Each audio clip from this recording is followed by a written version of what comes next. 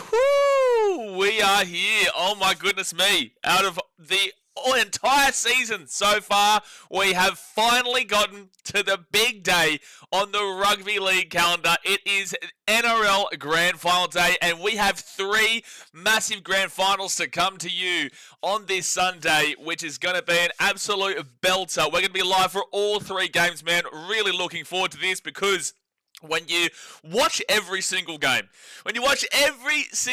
like we do here, you get just... There's just like an ultimate culmination effect. And it's like, it's all well and good if you watch a couple of games here and there. But when you watch every single game, everything you've done to this point comes to this moment to see who is the winner. Who wins 2025 Grand Final. And we also have the men's, the women's, and the state championship. So it's going to be absolutely massive. And I just can't contain my my excitement right now. Regardless if my team's in it or not. Because my team is never even in the finals. So let alone... And my team's never even outside the bottom four. So my team's never here. But it doesn't take away from the excitement of the day, and it's going to be a huge one. So guys, obviously hit that thumbs up button and subscribe if you're new around here. We're trying to hit 40,000 by the end of the year, which I do believe we will be able to get to. We're about 2,000 away. It's not too far, so we could absolutely fly home. We've got the Ashes later on as well, plus the international games coming up right after this. But the first game of the day is the New Zealand Warriors taking on the Burleigh Bears. Now, for those who don't know, this is not the New Zealand Warriors men's team in the main competition. This is the New South Wales Cup champions. They had to go through teams like the St. George Illawarra Dragons, Newtown Jets, Parramatta Eels, Canberra Raiders, Penrith Panthers. These teams, even the North Sydney Bears, Western Suburbs Magpies, that's the kind of competition that the New Zealand Warriors play in. And they were absolutely incredible this year. And they take on the Burleigh Bears, who are in the Queensland Cup. Right, so the Queensland Cup is like teams like the North Devils, Tweed Head Seagulls, Sunshine Coast Falcons, Ipswich Jets, Papua New Guinea Hunters, all these kind of teams. So this is the Burleigh Bears who have won the Queensland form of the competition and the New Zealand Warriors who have won the New South Wales form of the competition, which... For all those New South Wales fans who are always like, oh, well, all your Queensland players, they come from outside of Queensland. Well, your team that won your New South Wales Cup competition is not even from your state. It's not even from your state, but they were dominant this year, the Warriors. They really were, and... Look, I'm going to find it very, very difficult to tip against them in this game here today, even though it is between the two best teams of the two different states. I'm going to find it very difficult to tip against the Warriors because they've got just littered with NRL talent throughout their team, guys who either play consistently with the main team, New Zealand Warriors, have been there at points, or just completely knocking on the door comparatively to this Burleigh Bears team, where there's a couple of guys you've seen in NRL level, but nothing consistent. Definitely no consistency there overall. And look, if the Warriors lose this, I think it would be a massive, massive upset. But let's get into a quick little preview here before the game does start in about 15 minutes time. So like I said, thumbs up, subscribe, and let's get into it. So the New Zealand Warriors, they come to this game against the Burleigh Bears. This is at a core stadium in Sydney, where all three games today will be. The fullback for the New Zealand Warriors is Tane Tuaupiki. The wingers Setutu and Edward Kosi. Centres of Ali Liatawa and Moala Graham Taufa. The 5'8" is Luke Hanson. Halfback of Tanner Boyd. Get around my boy Tan. Get around my beautiful boy Tan. What a man. What a story. Get around him. The front row forwards are Bunty R4 and Tanner Stowers Smith. And Samuel Healy is the number 9. Go to the back row of Kalis Fatialofa and Eddie Jeremiah Tawava. With the 13 being Kalani Going, who is the captain. And then you go to the interchange of Jet Cleary, Nathan Cleary's brother, for those who don't know, Jason Seal Salaliolo, Tom Ali, and Freddie Lussick, with the 18th man replacement being Geronimo Doyle. Now, this Warriors team, to name the players that have either played footy for the New Zealand Warriors or consistently played, Tane Tuaupiki, he's always there or thereabouts in this Warriors team. I don't necessarily believe he's able to get a consistent amount of game time in one specific position for the New Zealand Warriors main team, but he is always either fullback or wing, or he's there or thereabouts, right? So NRL talent. Setutu, I believe, has played a couple of games or maybe one game for the main team Warriors. Let me have a look here and see if he has. Not necessarily this year. I feel like he has. Warriors fans in the chat, you'll have to correct me if I'm wrong, but I'm pretty certain I've seen Setutu play in the big leagues, or he's either been like an 18th man or whatnot, maybe. Ali Leotawa, he's been there or thereabouts. Moala Graham Taufa, there or thereabouts. Edward Kosi has had consistent footy at times for the main team. Tanner Boyd, he was their halfback once Luke Metcalf went down this year, so it's good to see that. And also, Tan, apparently when he's playing here for the New South Wales Cup, has been absolutely gigantic, has been incredible for them. So unfortunately, he hasn't been able to take his quality game from the New South Wales Cup up into the NRL standards. But when it comes to the New South Wales Cup, apparently he has been absolutely killing it. Bunty Afoa has been around this Warriors team for a long time. Tanner Stowers-Smith has been there or thereabouts. Samuel Healy was a guy that I really liked for the New Zealand Warriors men's team this year, and I thought that I actually liked him a little bit better than Wade Egan at times. I really did. I think that he is definitely a bit of the future there for the New Zealand Warriors and Samuel Healy.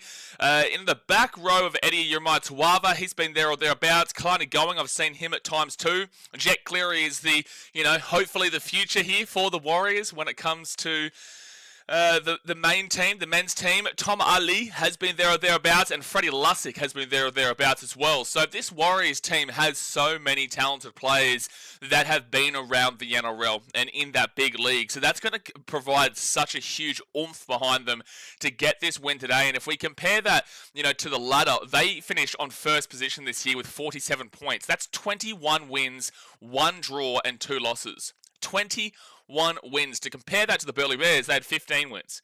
So the Warriors had 6 more wins than the Warriors, than the Bears this year. Gee whiz, 21 wins is gigantic. They finished 11 points higher than the St. George Illawarra Dragons, who they had to beat last week to actually get to this stage. And the Dragons, in second position, had 15 wins, similar to that of the Burleigh Bears there. So this is just a juggernaut New Zealand Warriors team in this New South Wales Cup competition. The points scored for them is 797, and the points against is 386. Like, this is a really good team. This is a really good team, and it shouldn't surprise. It really shouldn't surprise with the names that they do have on their sheet. It really shouldn't surprise. Now let's move over to the Burleigh Bears, where the fullback is Nicholas O'Mealy. The wingers are Troy Leo and Mitch Watson. Centres of Sami Sawalima, who is the captain, and Kia Pere. The 5'8" is Josh Rogers. The halfback, Guy Hamilton. With the front row forwards being Fletcher Baker and Matthew Corner. Number 9 is Paul Roche. With the back row, Adam Christensen and Ewan Moore. 13 is Sam Costa. You go to the interchange, Cole Geyer, Lorenzo Molitalo, Takatao, Mapapalangi, and Lachlan and Sheldon, with the 18th man replacement being Jordan Scott. Now, this team is a very difficult one to tip today because there's not a great deal of NRL talent that you can see here. So, Sami Sawalima, I know him through the Titans and whatnot, right? Because the Burleigh Bears actually used to be a Titans feeder club. Now they're a part of the Brisbane Broncos. For extra context, the Brisbane Broncos can actually go and win 3 grand finals today because the Bears are associated with them. They've got the women's team and also they've got the men's team. So, it is a big day for Brisbane. It is a massive, massive day for Brisbane here. But, there's just... Fletcher Baker is probably the only one that you can recognise from an NRL standpoint. Lorenzo Militalo, I'm pretty certain he played for the Eels last year, whatnot. I got into him actually in a game. If this is the same bloke, we had a bit of a back and forth at a game once between the Eels and the Titans. I think this might be the same bloke, Lorenzo Militalo. Either way, he didn't really get a consistent start there for the Eels. And look, that's it, Fletcher Baker, really. That's really it in regards to NRL talent. So they've got a massive job ahead of them today. A massive job ahead of them. And when you look at their ladder in comparison, they had the 37 points for 15 wins, 1 drawn, and 4 lost. They had 581 points for and 420 points against for a plus 161 points differential. Now, to compare that with this New Zealand Warriors team, Warriors 797 points scored. So 581 for the Bears, 797 for the Warriors. Now, they both, let's also provide context here. The Queensland Cup is 20 games. The New South Wales Cup is 24 games. That's an extra 4 games there. So if you want to, let's just go with a straight up number here of 25, okay? Let's go with a straight up number of 25. We'll take 25 off per game for the Warriors. So that goes down to 697. Okay, they are still above them with that by 116 better. The New Zealand Warriors have still scored 116 points more than the Burleigh Bears. If you try and equal it out by taking 4 games away, you take 25 points per game off, which is a little bit unfair, but, especially with their defense and their attack, but, we do what we do. So you take it down to 697, it's still 116 points better for the Warriors on attack. And then defensively, the Bears have given up 420 points this year. The Warriors have given up 386 points this year. Okay, and that's with 4 extra games. So they have conceded about 40 less points, 34 less points than what the Bears have, and they've played 4 less games. So if you want to go up and you want to give, say, like a 14 points to 14 times 4, so 40, 44, 48, 52, 56, you give the Bears an extra 56 points to try and equate it like we did with the Warriors there on the attack.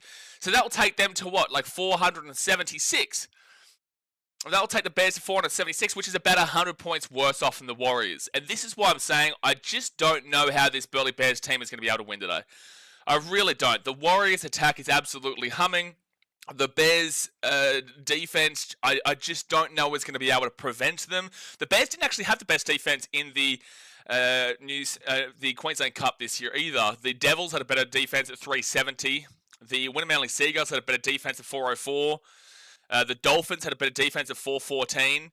There was a few teams better than them, but when it came to the New South Wales Cup, the second best defensive team in that competition was the Newtown Jets at 522. So that's still 140 odd.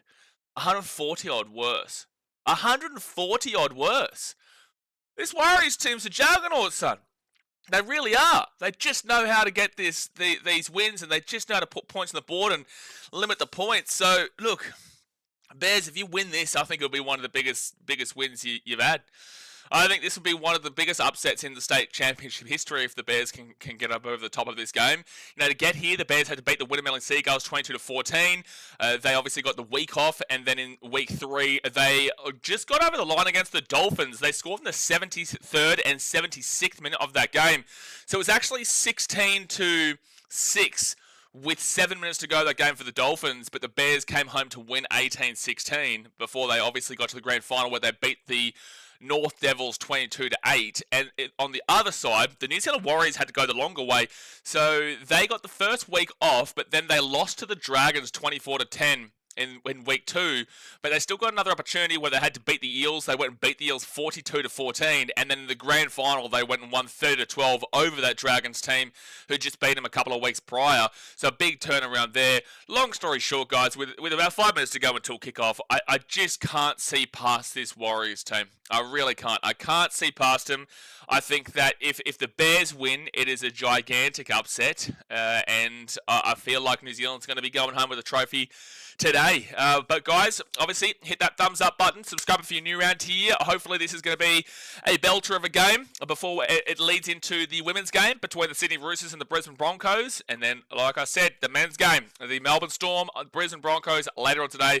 We'll be live for all of the matchups, man. So get excited. We'll be here for the long haul. Let's move this chat across over here. And let's move that bad boy there. Move that down like that. Josh Rogers, Bronx legend. Yeah, Josh Rogers has played a game. Josh Rogers has been there or thereabouts, I guess, but not really in comparison. Spencer's up the wires. Both teams have only had 2 losses. What a clash. Yes, that is true. The Warriors have had 21 wins, 1 drawn, and 2 losses, whilst the Burleigh Bears have actually had 4 losses, so I don't know about that. The 15 wins, 1 drawn, and 4 loss for the Burleigh Bears. I guess you could give the Warriors that extra loss during the finals if you want to try and keep it up closer. That would be 3 losses for the Warriors and then 4 losses still for the Bears because they didn't lose in the finals. But overall, not really. In the regular season, it was 2 losses for the Warriors and 4 losses there for the Burleigh Bears. I just don't see how the Warriors can lose this game. They really shouldn't be. With the talent they've got on the field, they really shouldn't be. Monkey Muay Thai says, how long till kickoff? Kickoff is in about 5 minutes time, sir. 5 minutes time. I thought that was going to be one continuous stream. Everyone says, no, so basically I have to use my VPN to watch this game through 9 now. The state championship isn't on watchnrl.com, so because of that, it would mean that I would have to turn my VPN off to go back onto watchnrl.com, and that would just interrupt the stream and all that kind of jazz. So I just thought, you know what, it gives me about 15 minutes, 20 minutes break in between games anyway, because I'll start the stream for the women's game 15 minutes before it starts, but I'll also start the stream an hour before the men's game starts, so it'll be a long day. It's going to be about 9 hours of basically continuous streaming anyway, so I may as well be able to give myself about a 10-15 minute break from time to time, because it's going to be a massive day. Lagan says, "G'day all, excited for the NRLW and NRL Grand Final as I'm attending both." Well, why don't you attend this one too? Your ticket includes this game, plus the NRLW, plus the NRL. Why don't you attend all three? Why don't you be excited for all three here, Logan? Gee whiz, dog sense, you know? Unbelievable. Unbelievable, Logan. Get a grip of yourself. You know, a bit of Queensland Cup, New South Wales Cup, you Blues fans, like so upset with what's happened this year, you don't want to watch Queensland Cup? Dearie me. Dearie me. So this is pretty funny. The only New South Wales team involved today is the women's Roosters. Yeah, that is actually funny. And well, it was Roosters versus Sharks, so there would have at least been a women's team from Sydney. But yeah, it is quite funny. You know, obviously it's been a big year for Queensland. Queensland won State of Origin against all odds in New South Wales too, mind you. The Brisbane Lions went and won the AFL. The Brisbane Broncos have a chance to win the NRL, and if not, Melbourne Storm are still not from New South Wales, but most of the Storm players, you know, are from Queensland. You've got so many things going right here in a lot of ways for Queensland. And there's also the women's game where the Brisbane Broncos are favourites too, mind you, in the women's game, on the basis that Taryn Aiken is out. So that is basically the reason why most people think that the Roosters are going to lose. I still think the Roosters could win that game. It's going to take a monumental effort, but I still think they can win that game against the women. But if the Broncos, I feel like the Broncos' best chance of coming out with something today is that women's game. Like the men's game is definitely second, and then this game here is long third. They shouldn't be winning this game. They really shouldn't be.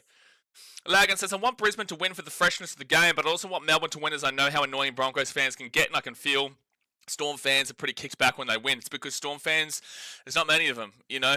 They aren't like us in a lot of ways, yeah? Like, there are definitely a lot of Storm fans who are very passionate for their team, but it's not an overwhelming supporter base where it's like Storm or die.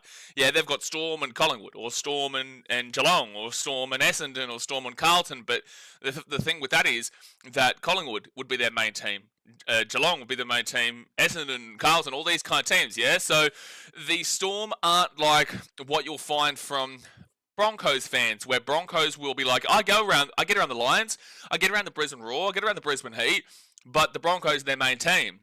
You know, Titans are going to be the exact same. Roosters will be the exact same between the Roosters and the Swannies. For the most part, it's the secondary team. The Storm would be a secondary team for the majority of Victoria. So that's why you're not going to see an overwhelming response from Storm fans, which I do feel like you are seeing a lot more of nowadays. There is more Storm fans coming out, getting out in support of their team online and socials and whatnot, but it's just not the same as other teams. And you're never really going to find that ability to see it with those other teams because they just don't have, and I need to see them struggle. Before I can trust Storm fans to know that they're actual legit Storm fans, I need to see them struggle, which we've never seen them struggle. When we see them struggle, that's where we'll see the real fans of the Melbourne Storm. They have never struggled. You can't talk to me about the late 2000s being struggles, because at the end of the day, yeah, that's fine that you had that 1 year where you couldn't get any points because you cheated, but the fact of the matter is that overall, until they struggle, until they suck, until they're not making the eight consistently, how do you know that these people actually genuinely care about the Melbourne Storm as a rugby league club and not just because of the winning? Laurie says, hi Blaze, team up the Wars, let's go. Lagan says, also imagine an all Brisbane champions if Bears, NRLW and NRL Broncos win. I just don't think they win this game, bro. I could see it well where they win both the women's and the men's. I don't think that's the favourite odd. Currently the favourites are the Broncos women, but currently the favourites are the Melbourne Storm men. I don't think it's possible for them to win all three, but if they do win all three, it'll be huge. If this Bears team wins, it'll set a pretty significant foundation and precedent for how this day will go, because this Bears team shouldn't be getting close, in my opinion. Not with the stats the Warriors have showed. Painting the buttons up the Wars, baby. Laurie says Queensland year, baby. Ahem, apart from this Wars win. You know what? You know what? It doesn't matter. You can have this one because at the very least you beat all the New South Wales teams. You beat all the New South Wales teams, so we'll be okay with you getting this because the teams that you had to beat out were the Rabbitohs, the Knights, the Seagulls, the Bears. Definitely the Bears. Good that you beat the Bears. Magpies, Bulldogs, Roosters, Panthers, Raiders, Jets, Eels, and the Dragons. So we'll take that. There's only one team that's not from New South Wales in that list. We'll be technical and say Canberra if you really want to plead it. Not really though, but there's only one team from outside of the area, and that team is the one that won it. So just throwing it out there. You see, us fans just being observant. I'm just an observant man. Just observant. Come on. Just being observant. Monkey Boy Ty says, do you think Tanner is the best half in the New South Wales Queensland Cup? Well, look, to be honest with you, mate, I don't have the ability to watch all the games in the New South Wales Cup or the Queensland Cup. I do not have the ability to consistently do it as I stream every single NRL game.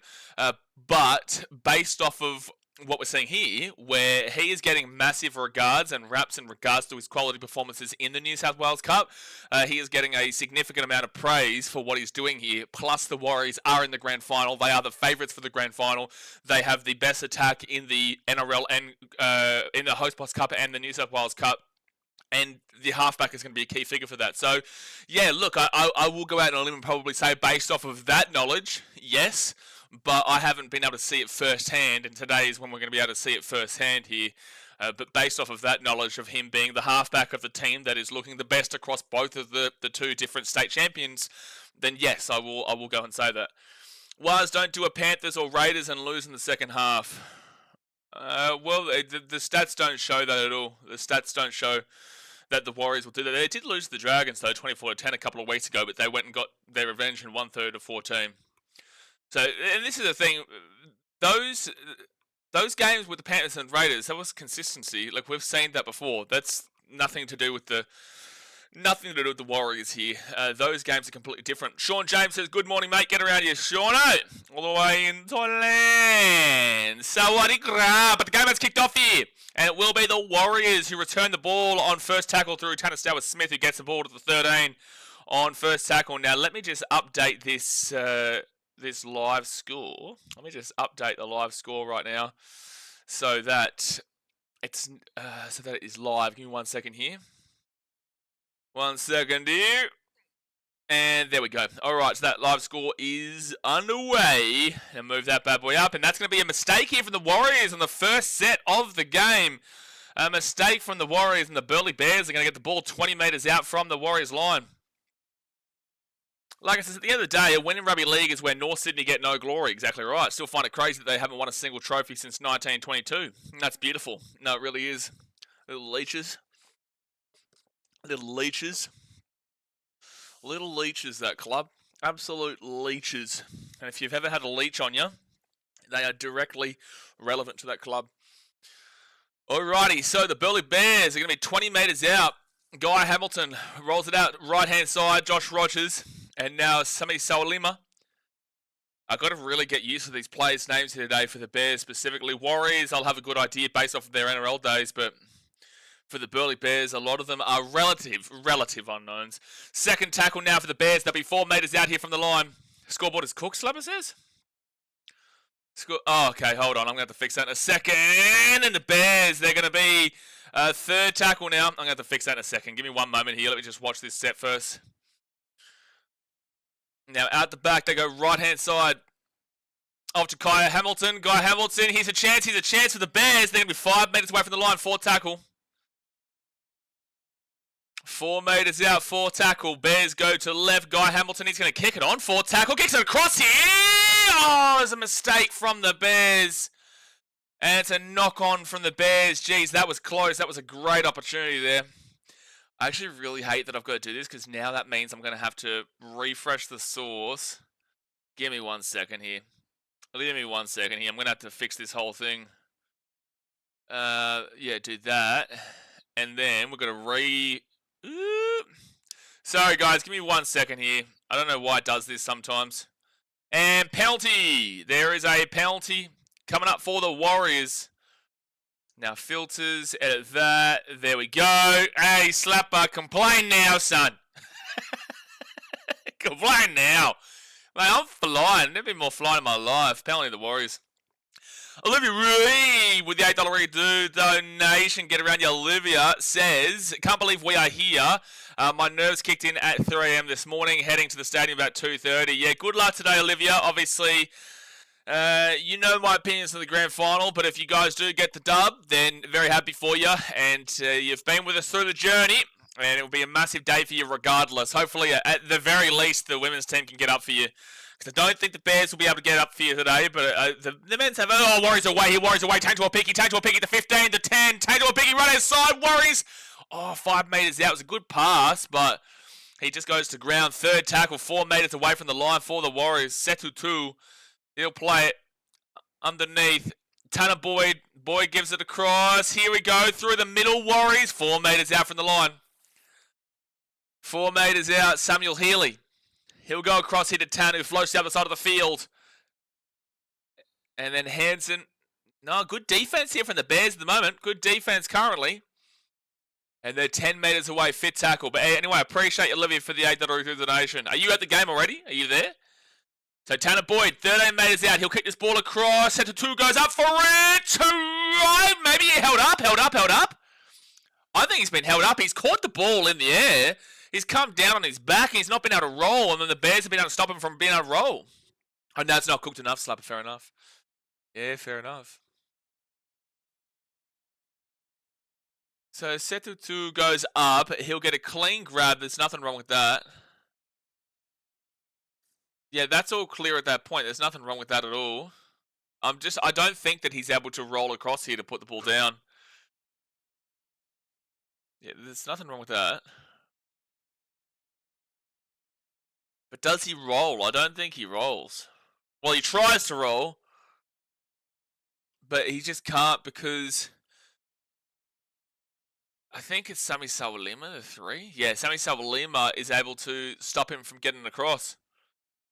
And also the legs there of the Burleigh Bears player, of Troy Leo. That's a great try saver, so no try for the New Zealand Warriors. Super close. No try.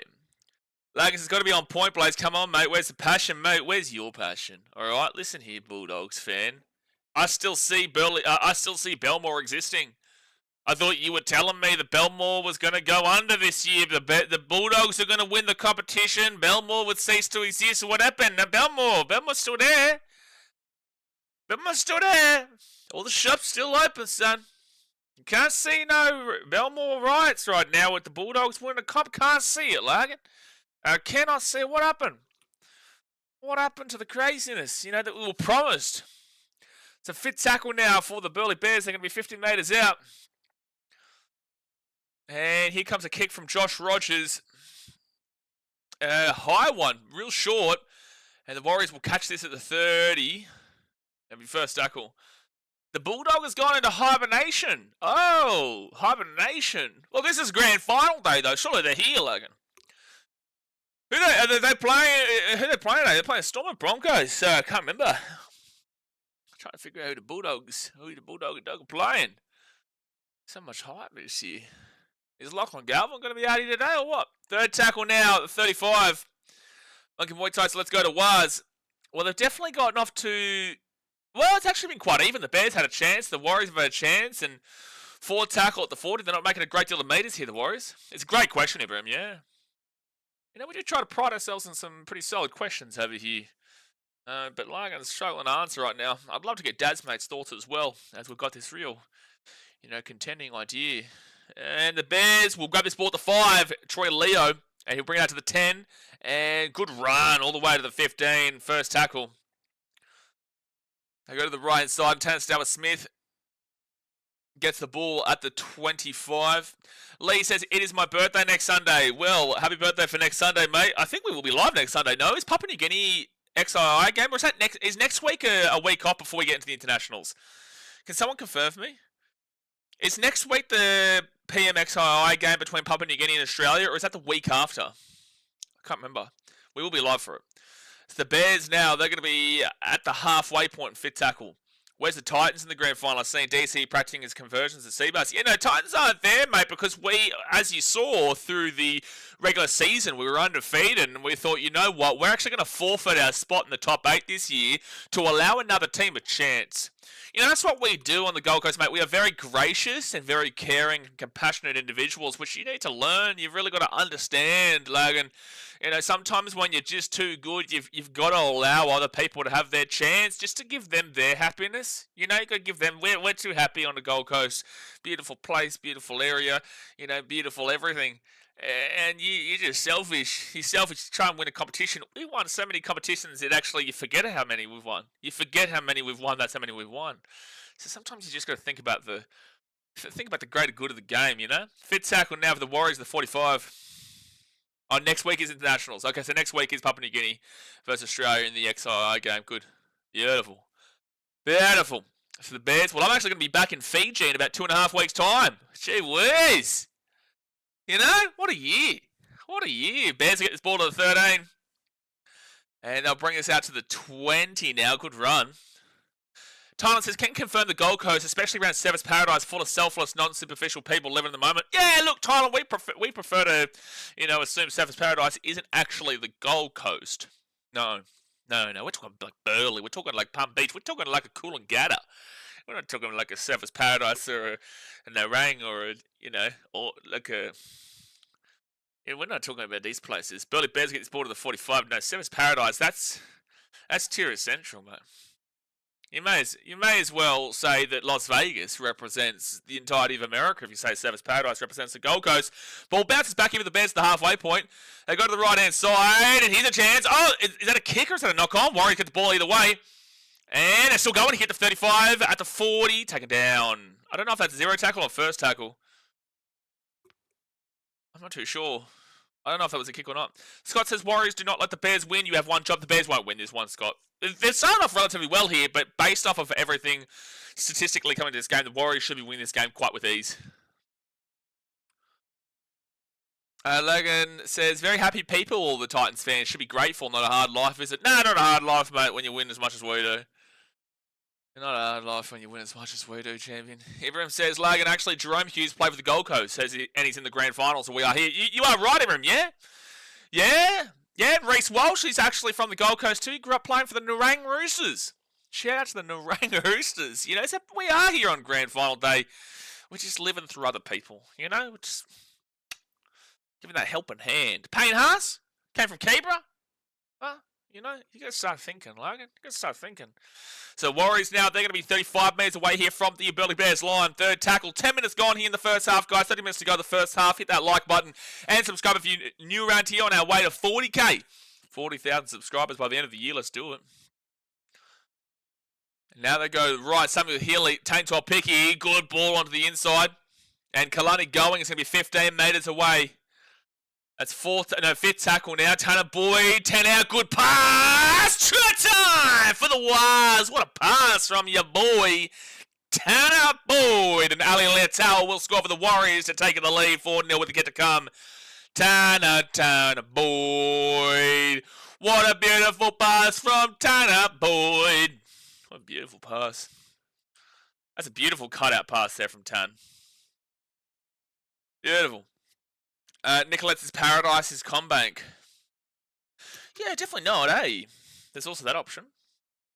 Lagan says, well, Meany did play for the Bulldogs, so I guess it's really the Titans and Dogs versus the Broncos. No, this is where you're mistaken. This is actually the Titans versus the Titans today. It's actually the Titans playing the Titans today because Jerome Hughes has taken on Payne Haas and Reece Walsh. You know, if I go through the rest of the lineups, I'm pretty certain that a lot of those guys are pretty much going to be either ex-Titans or from the Gold Coast, so we claim it.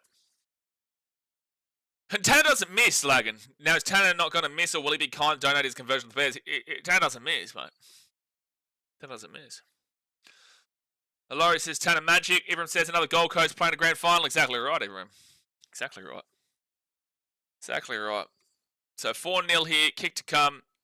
And we all know that Tanner Boyd, he just simply doesn't miss. When it comes to conversion, it's not possible. Very sunny today, though. Very beautiful day in Sydney. Laurie says, is it just the Titans and Waz to win a premiership yet? The Titans, Warriors, and the Dolphins. So the way that works out, basically, so Tanner Boyd's going for the conversion here, is that because usually a team who hasn't won a comp, the team after them that came in, they don't want them to, Tanner Boyd does not miss, baby. 6-0 to the Warriors, 11 minutes in. They then don't want the team after them to win a premiership before they do, right? So the Warriors, I believe the Warriors would prefer the Dolphins to win a premiership before the Titans do. Because it's not the immediate team right after them, even though the Dolphins are still after them. The Warriors haven't won at all. They've been around since 1995. The Titans haven't won at all, and they've been around since 2007. And the Dolphins haven't won, but they've only been around since 2023. I actually think the Warriors prefer a Dolphins win over a Titans because the Titans been around longer, but they've also been the immediate team afterwards. Just like the Titans, I would be loving if the Warriors won a competition, but I would absolutely despise the Redcliffe Dolphins to win one before us. But I also, I wouldn't want Perth because of the Bears, but I'd want Papua New Guinea if they came in, when they come in. I'd want them over the likes of the Dolphins and whatnot, even though they'd be a more recent team, if you know what I'm saying. Tim Barrett says, Tanner never misses. He don't miss, Tim! Tim, it's that simple, man. It's that simple. It's actually sickening how much this man doesn't miss. Warriors now at the 50. 4 tackle. She's too unbelievable, Tim. Come on. Got a real click on here. He just never misses. To the Warriors now, they're going to be 44 metres out. Fit tackle, 12 minutes in. Laurie says, I want Titans or Dolphins to win, but not if we eliminated from either, though. Yeah, but is there... Warriors will go up for the ball. They'll catch it. They get the offload away. Warriors are away here. Kalani going at the 10. No! He's lost the ball at the back. Oh, there's a knock-on. Don't worry about that. Bears will get the ball here at the 10. Nice run from Kalani going, though. No, Laurie, you wouldn't want the Dolphins to win. No one does, champion. And it says, I'm surprised the Warriors didn't walk out with the first grade team. Well, there's like stipulations about who can play. You can't just, when your team gets eliminated, they have to have played a certain amount of games throughout the year. I'm not 100% sure on the stipulations and whatnot, but you have to play a certain amount of games throughout the year for the New South Wales Cup team or the Queensland Cup team to be eligible to be able to play. Lagan says, last time there was 1 or 0 Sydney teams on the grand final day was in 2017 with Penrith in the state championship. 2017, who was that? That was Roosters Storm? What? No. It was Cowboys Storm, sorry. Cowboys Storm, yeah. 6 again here for the Bears, I think, I just heard. Or are they just testing that out? No, it is 6 again. So first tackle. Now second tackle for the Bears at the 40. They roll out to the left-hand side. Rogers. And now Sam Costa. He's going to be 30 metres away on third tackle. Usually we will do like the Queensland Cup / New South Wales Cup grand finals just so we can get a good read going into this game. But last week, because the Broncos-Panthers game was on, it took the ability away to watch that Queensland Cup grand final on the Sunday. So fourth tackle with the Bears. They got the good offload. Another great offload. They go to the right side. Guy Hamilton kicks this out. Good defense there from the Warriors. I think that's a knock on. Oh, maybe a try. I don't know what's happening here. This might be a Bears try. They're going to go up as a no try, though. Yeah, confirm there's a knock on. I thought there was a knock on, too. Right, travelling to next. I probably am going through Singapore on the way back to Fiji. And then next year, if we get to 3,000 subscribers on BKRtravel by next year, I'll probably go Papua New Guinea. But there's also a chance of me going to Egypt next year. Not joking either. There is a chance. This is going to be a knock-on here from the Bears for sure. Yeah, up. Yeah. He hasn't completely controlled it, and then he's lost the ball into the Warriors' hand.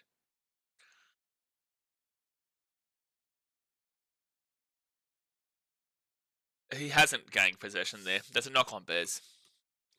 Yeah, fails to maintain possessions. This is going to be a Warriors ball at 10. Anderson, I don't normally support Queensland, but Luke Burt is the coach, so wouldn't mind if they win. Get around Burt.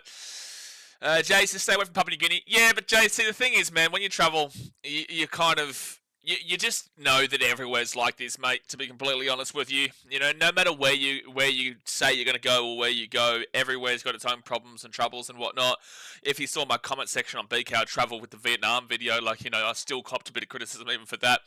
Ultimately, at the end of the day, no matter where you go, you've always got to keep your head up and about and be aware of where you are. I'm not going to let that limit me overall. Sure, I'm not going to be going to Israel or Palestine right now. I'm not going to be going to Ukraine or Russia right now. I'm not going to be going to, Afghanistan, even though I'd love to go to Afghanistan. But I won't let that overall limit me in regards to my travels, because otherwise you just stay as a hermit inside your house, realistically, is how I feel. Daniel with the $3 donation. Get around your ass. Is that the Wires? Well, they're doing well at the moment. Up 6-0. I do expect them to win this game quite comfortably in the end. But I appreciate you for the $3 donation. And now they go to the left-hand side. They'll be 40 metres out for tackle. Logan says, would you ever travel to Alice Springs for a BKRtravel video? Why do you need me to go to Alice Springs? Do you want to get to Uluru at some point? Fit tackle. Now, I want to travel a bit of the world first before I explore more of Australia, to be fair. Tanner Boyd puts this one up into the air. Good chase through here. Set to 2. Knocks it back. Catches it. Bang! Try time was. Set 2-2. And Tanner Boyd with 2 assists, by the way. Tanner Boyd with 2 assists. Daniel Celeste says, Wires all day. Well, Wires are scoring tries all day at the moment. 10-0 with the kit to come. Laurie says, stop by Tonga, Blaze. I would love to go to Samoa and Tonga. I was talking to my mum yesterday about this, actually. I said, I would love to go to Samoa or Tonga. The only issue is the internet connectivity.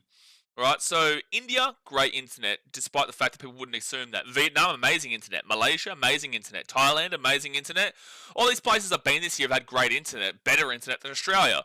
Fiji is a worry, and if Fiji is a worry, Samoa and Tonga are even less than that. So if I can get good internet connectivity so I can stream these games and travel there, I'd go there for a couple months. I would. But it's just not really a great deal of an option overall, because I need to upload videos, I need to stream videos and whatnot. So it is 10-0 with the kit to come. That'll be 12-0 in a moment now. Daniel Celeste says Alice Springs. Wow, that's all I have to say. He's been a muppet, Daniel. Just ignore blokes like Logan. He's been an absolute muppet.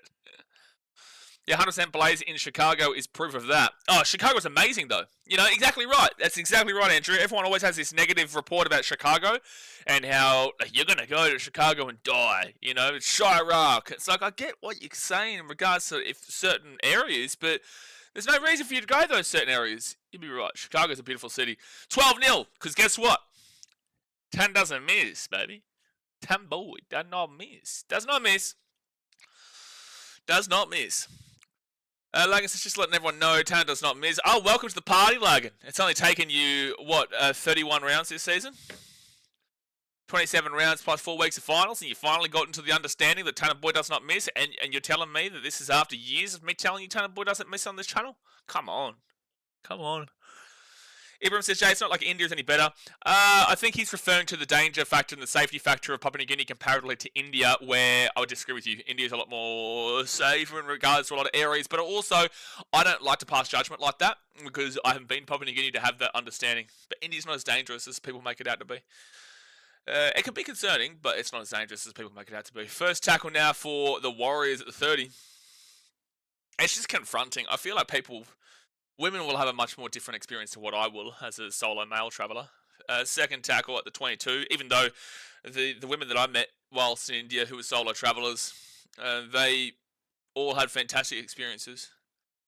It's all very individual, man. So the Warriors now at the 35, and Samuel Healy gives it across here to the Warriors number 4, and he'll be at the 40 on 4 tackle. Warriors all over this one at the moment. All over this one. It's looking like it's going to be a hefty little score here. 18 minutes gone. And Tanner Boyd, he will dink that one down into the corner where the Bears will pick it up at the 15, bring it out at the 25. There might be a hole there. No, taken down at the 33. First tackle. And it says, what places in America do you want to go to that you haven't been? Everywhere. Everywhere. Not Milwaukee right now, after the result this morning. But no, I'd love to get to pretty much everywhere, dude. I love America. And now the Bears will get this ball to the 45 on the Warrior side of the field. America's very polar. It's very polarizing. Plays Bears are away here. Bears are away. The 25, the 20. gets taken down, then he gets up, gets the offload away. And Sam Costin now with the ball 15 metres out, 10 metres away for tackle. Here comes a chance for the Burleigh Bears to hit back and get back within the game. They go to the left-hand side, Josh Rogers. Rogers across.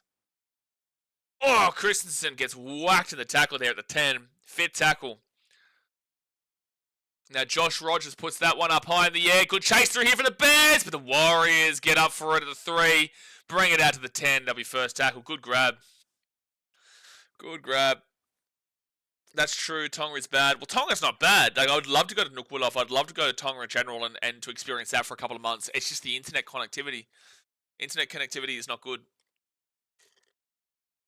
Same thing with Fiji. In Fiji, we have the Elon Musk. What is it? Star Power. What is the internet called? Starlink, is it?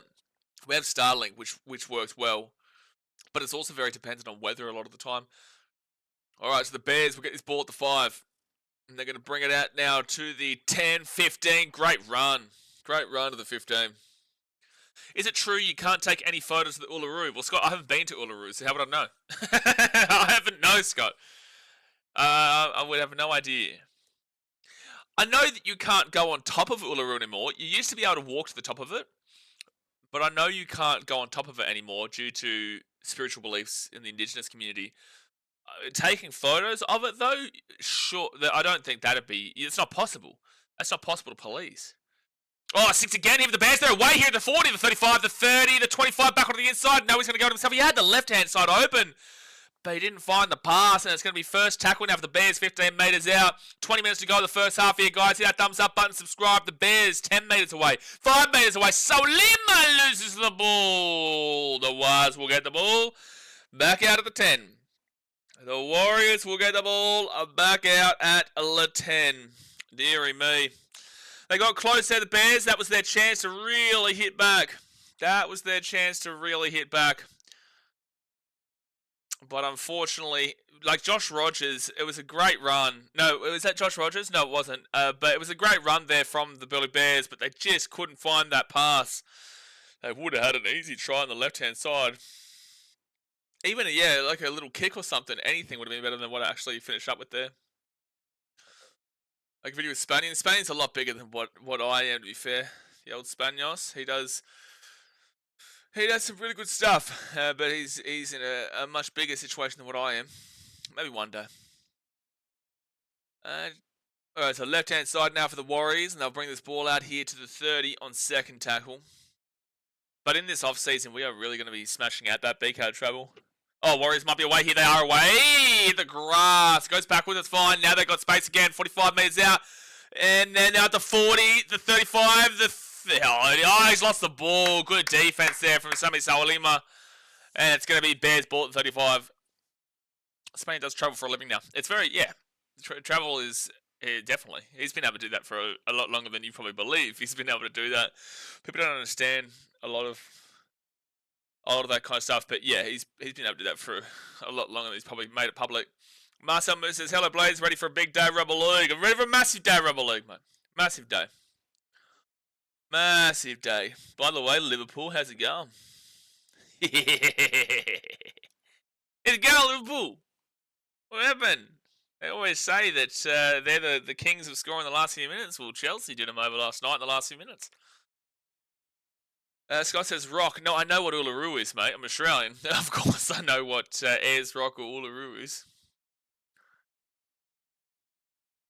And now they go to the left, and the Bears at the 30, the 25. They're actually making some good meters on their sets, though, the Bears.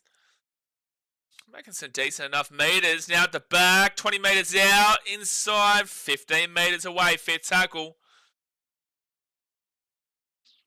Bears in the last 5 minutes have probably been the better team overall. No one even goes up for that ball, though, and the Warriors will just bring it down to the 10.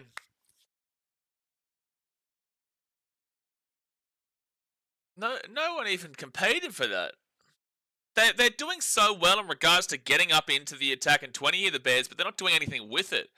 When they're actually in the 20, they're just completely capitulating. Just capitulating.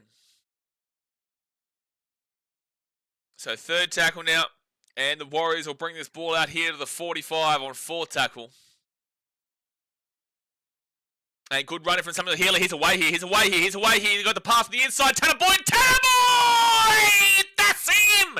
That's the man! That's the man right there. Tanner Boyd. Slap. Bushk. Bang.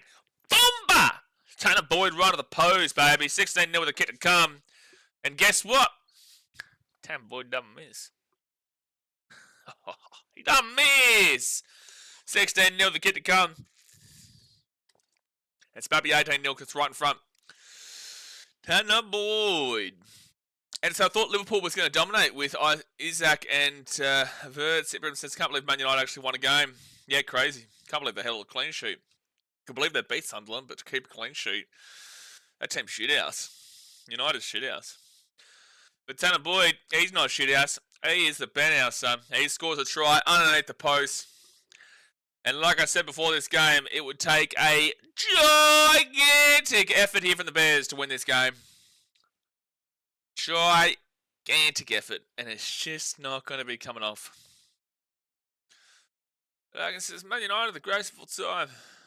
Yeah, their 16th position on the table last year probably suggests otherwise. So Tanner Boyd.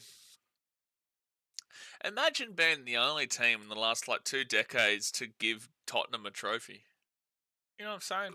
Imagine being that team. Imagine being the team to lose to Tottenham to give them a trophy. That'll do me. That will do me. So that's 18-0 here. 18-0. Scott says, since Tanner Boyd is in the team, does this mean Titans technically winning the state championship? Yes. Yes, that is how it works, Scott. No, that is in fact how it works. And also, fun fact for you, Tane Tuapiki was actually a part of the Gold Coast Titans development team and development system. So Tane Tuapiki used to play for the Burleigh Bears when they were associated with the Titans, and Tane Tuapiki was a part of our system. So this is actually a Titans premiership right now, yeah. Yeah, no, that's how it works. It says, can we move on from Man United? Yes, we would like you to get relegated. We would like to move on from them, yeah. Logan says it was kindness that gave him the trophy. No, it wasn't. It was just because he's shit. Alright, so the Bears will kick this down to the Warriors coming out of their own 5, bring out of the 10, and now to the 15. Is there a Gold Coast player in every grand final? Yes, here for the Warriors. In the women's game, they'll definitely be. Let me have a look. There 100% will be. We'll go across here to the women's premiership. So most of the girls are actually based on the Gold Coast, to be fair. Brianna Clark, I believe, maybe. No, maybe not. Oh, Bears bring it out of the in goal. They'll be 3 metres out from their own line. Brianna Clark ever play for the Titans? I think she might have. Oh my gosh, Bears are going to be... Oh, they've made a mistake, the Bears. The Warriors are going to get the ball in 10 metres away. The Warriors are going to get the ball in 10 metres away, and they might be about to make it. They might be able to make this a 24-0 ball game any moment now. Jeez, that was a great kick there from the Wars, though. Great kick. These stats at halftime are going to be quite interesting, actually, because the Bears have made some good meters when they've had the ball. They have. Long story short, in regards to the women's game, most of those girls live on the Gold Coast. Like, pretty much nearly all of them. For both teams. The Warriors right inside. Here comes a tomato for another Gold Coast Titan. Tane Tuapiki. 22-0 with a kick to come. 22-0 with a kick to come. Ba-da-ba-bum. Wise going again. And this grand final is as good as over, baby. As good as over, baby. Why win 1 trophy when you can win 4 smart investment by the Titans? Exactly right. Well, there's your 4 premierships by 2030. There's your 4 premierships by 2030 right there, Scott. So Tane Tuapiki makes it 22-0 with a kick to come. And it says this Warriors team is too good. They only dropped 1 game in the regular season and had a weak team when they lost to the Dragons in the finals. They lost 2 games in the regular season. They lost 2 games. They won 21, drew 1, and lost 2. Get the times. Even says time to raise the membership prices. Absolutely. Absolutely. That's a great thought process. I'm sure the membership department's all over that at the Gold Coast. That was just too easy there for the Waz. Too easy. It'll be interesting now that the Warriors are up 22-0, going up to be 24-0. Now, Tanner Boyd doesn't miss, but I would not be surprised if he did decide to be kind and gracious to the Bears here, just so that the score doesn't blow out as crazy as it's looking right now. Wouldn't be surprised if he forfeits the kick here. Oh, look. Gus has just said there's no tough kicks for Tanner, insinuating he doesn't miss, because you know why. You know why. He's going to miss this one. In no world is he ever going to miss this one. He doesn't miss it, he forfeited the kick. And so I just want to see Jet, to be honest. Yeah, I would like to see it. And it says this war, everyone time to raise membership prices, but that will be 22-0, and Tanner does graciously forfeit the kick there for the Warriors, and it'll stay 22-0. 22-0 to Poir. Gus gets it. Gus gets it, Lagan. He gets it. Doesn't necessarily get the team structure of the Canterbury Bulldogs this year and not changing the entire team throughout the entirety of the year, especially in the spine. But he gets it in regards to Tanner doesn't miss. Just curious, why does every coach or player that leaves Man United succeed? Is this team run poorly, or are they the new Spurs? They are Spurs, yes. Kindness from the heart that donate to the Bears. Exactly right, Logan. Doesn't want to get it too silly. Steve says Gus talks too much shit. Hey, listen, I'm not going to disagree with you too much there, Steve, but I will disagree with you on him saying that Tanner Boyd, there's no too tough kick for Tanner Boyd because he's just an incredible kicker. I'm not going to completely disagree with what you say, though. Tank to pick, he brings the ball out of the 40 on 4 tackle. And there's a penalty of the Warriors. Tim Barrett says Tanner tries, all tries. Yeah, no, he's unbelievable. 4 tries for Tanner Boyd so far. 4. That's more than Broncos fans can count to. Someone to play the ball is a penalty. Souls says Tuapiki has to replace CNK as Waz custodian next year. What, you don't like CNK? CNK just re-signed for a new contract, didn't he, this year? Tony Tuapiki is very good. But do you put him over the top of CNK unless you're moving CNK to like the centres or something like that? I don't know if you'd be putting... Because you can't not have CNK in the team. So you putting him into the centre or you putting him into the wing? What are you doing? Out of the left-hand side, Tanner Boyd at the 24. And now the Warriors are going to be 10 metres away on 3rd tackle. 10 minutes to go in the first half here, guys. Hit that thumbs up button and subscribe if you're new around here. And don't forget to go subscribe to BKRtravel. We're posting pretty much every day over there. Warriors are going to score... No, they're not. 2 metres out. Yes, Noah. That's why I tipped the Warriors by a country mile today. Tanner Boyd flicks inside, and there's a try time. 26-0 with the kick to come. That'll be 28-0. Free Lussick out of the post. Noah said this is literally an NRL team versus a reserve team. Yes, that's why I said before the game that I had the Warriors to win this game by a larger margin than the miles, square kilometers in Russia. How about that? Made that 5 tries. It's because Tanner Boyd's the greatest player of all time, Tim. I don't understand what people aren't getting here. What are you not understanding, people? What are you not understanding? Greatest player of all time. And it says, I can't have Queensland, Brisbane win Origin and AFL Grand Final, then go and win the NRLW and NRL. Well, I'm tipping the Storm in the men's game. But in the women's game... I could see the Roosters still win without Taryn Aiken, but I think if the Broncos' best chance of winning today would be that women's game.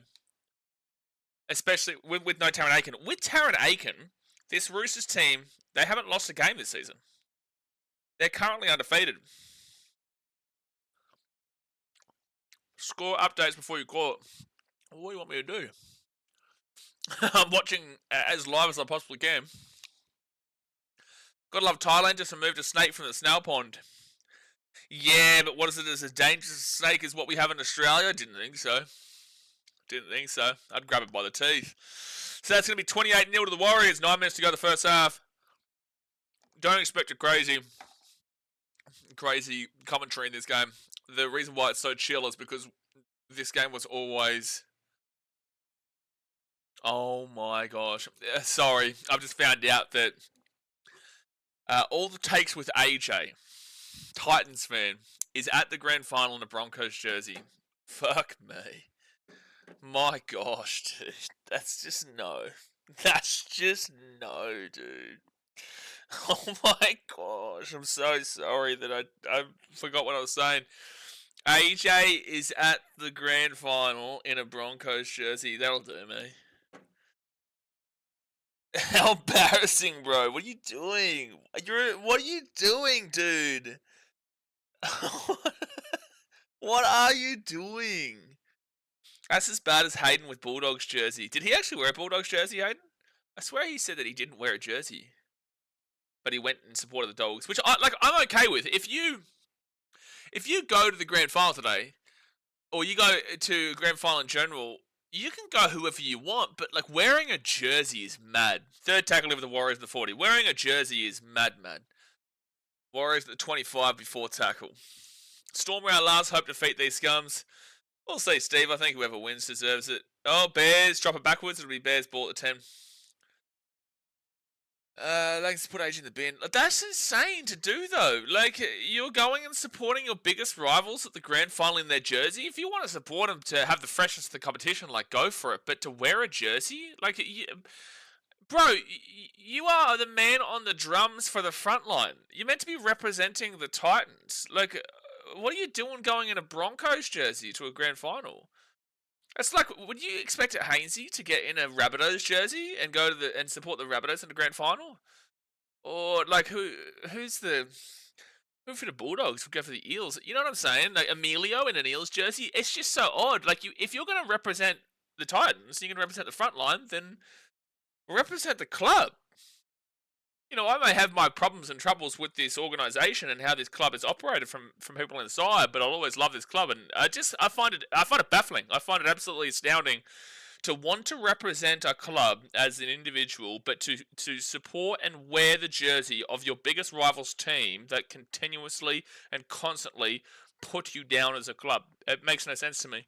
I respect it if the Broncos win today. I respect it because the Broncos would have earned it going the hard way and coming from adversity and all that kind of stuff.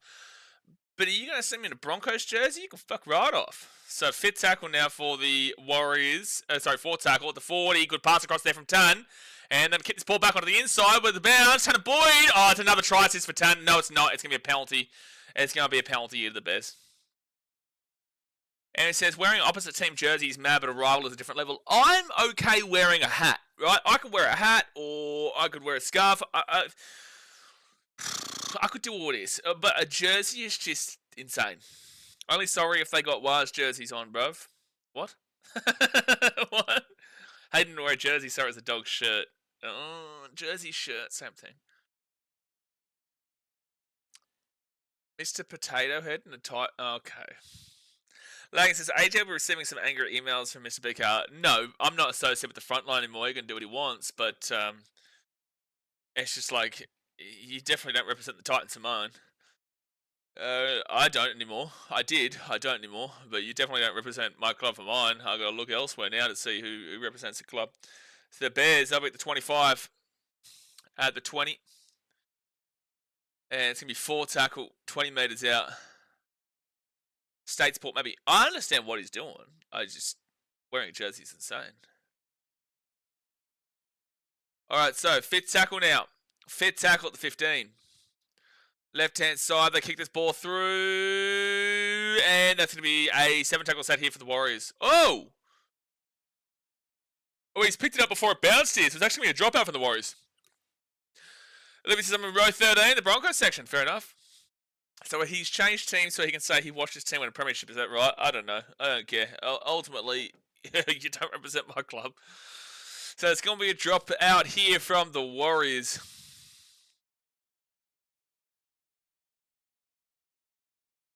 Anywhere else in the field, that would have still been Warriors ball. Anyway, sure. That's going to be drop at the back there for the Bears. And they'll get this ball at 23. Realistically speaking, his foot was already dead at that point. So anywhere else in that field, usually it would be the opposite call. But apparently there, it's like he's taken it dead. Yeah, but anywhere else in the field, that's a different call. And Bears will score. They will score. They're going to score off a really controversial call, but either way, they will score right next to the post to make it 28 to 4. 28 to 4 with a kick to come. 28 to 4 with a kick to come. Hayden in the Panthers jersey? What? I don't agree with the dropout. No, I don't think anyone does, because ultimately, anywhere on the field, if you put your foot over the sideline or whatnot, that is, the ball has gone out from them. So it's like a changed rule for that one, but sure. But sure. I need another smoothie. That's the best part about Asia, the smoothies. The Tyson smoothies, best part about Asia for sure. Alright, well, at least the Bears score. How about that? At least the Bears score. How about that? Oh no, I've just clicked start over here. We'll jump to live. There we go. So it's about to be 28 to 6 because it is right in front as well. Nicolette, he got it. What do you mean he got it? No, we know he scored the try. We're just disagreeing with them getting the ball to score the try. We are aware that he scored the try. Hold on. As you guys know, with Grand Final Day 2, the longer the day goes on, the more build-up that obviously happens. It always starts off like this. Like, yeah, look at the crowd. There's not a great deal of people at the crowd. It's actually less people in this crowd right now than in recent years in this Grand Final Day. So first tackle for the Bears. 3 minutes to go here the first half, and now they'll bring it out to the 25 on second tackle.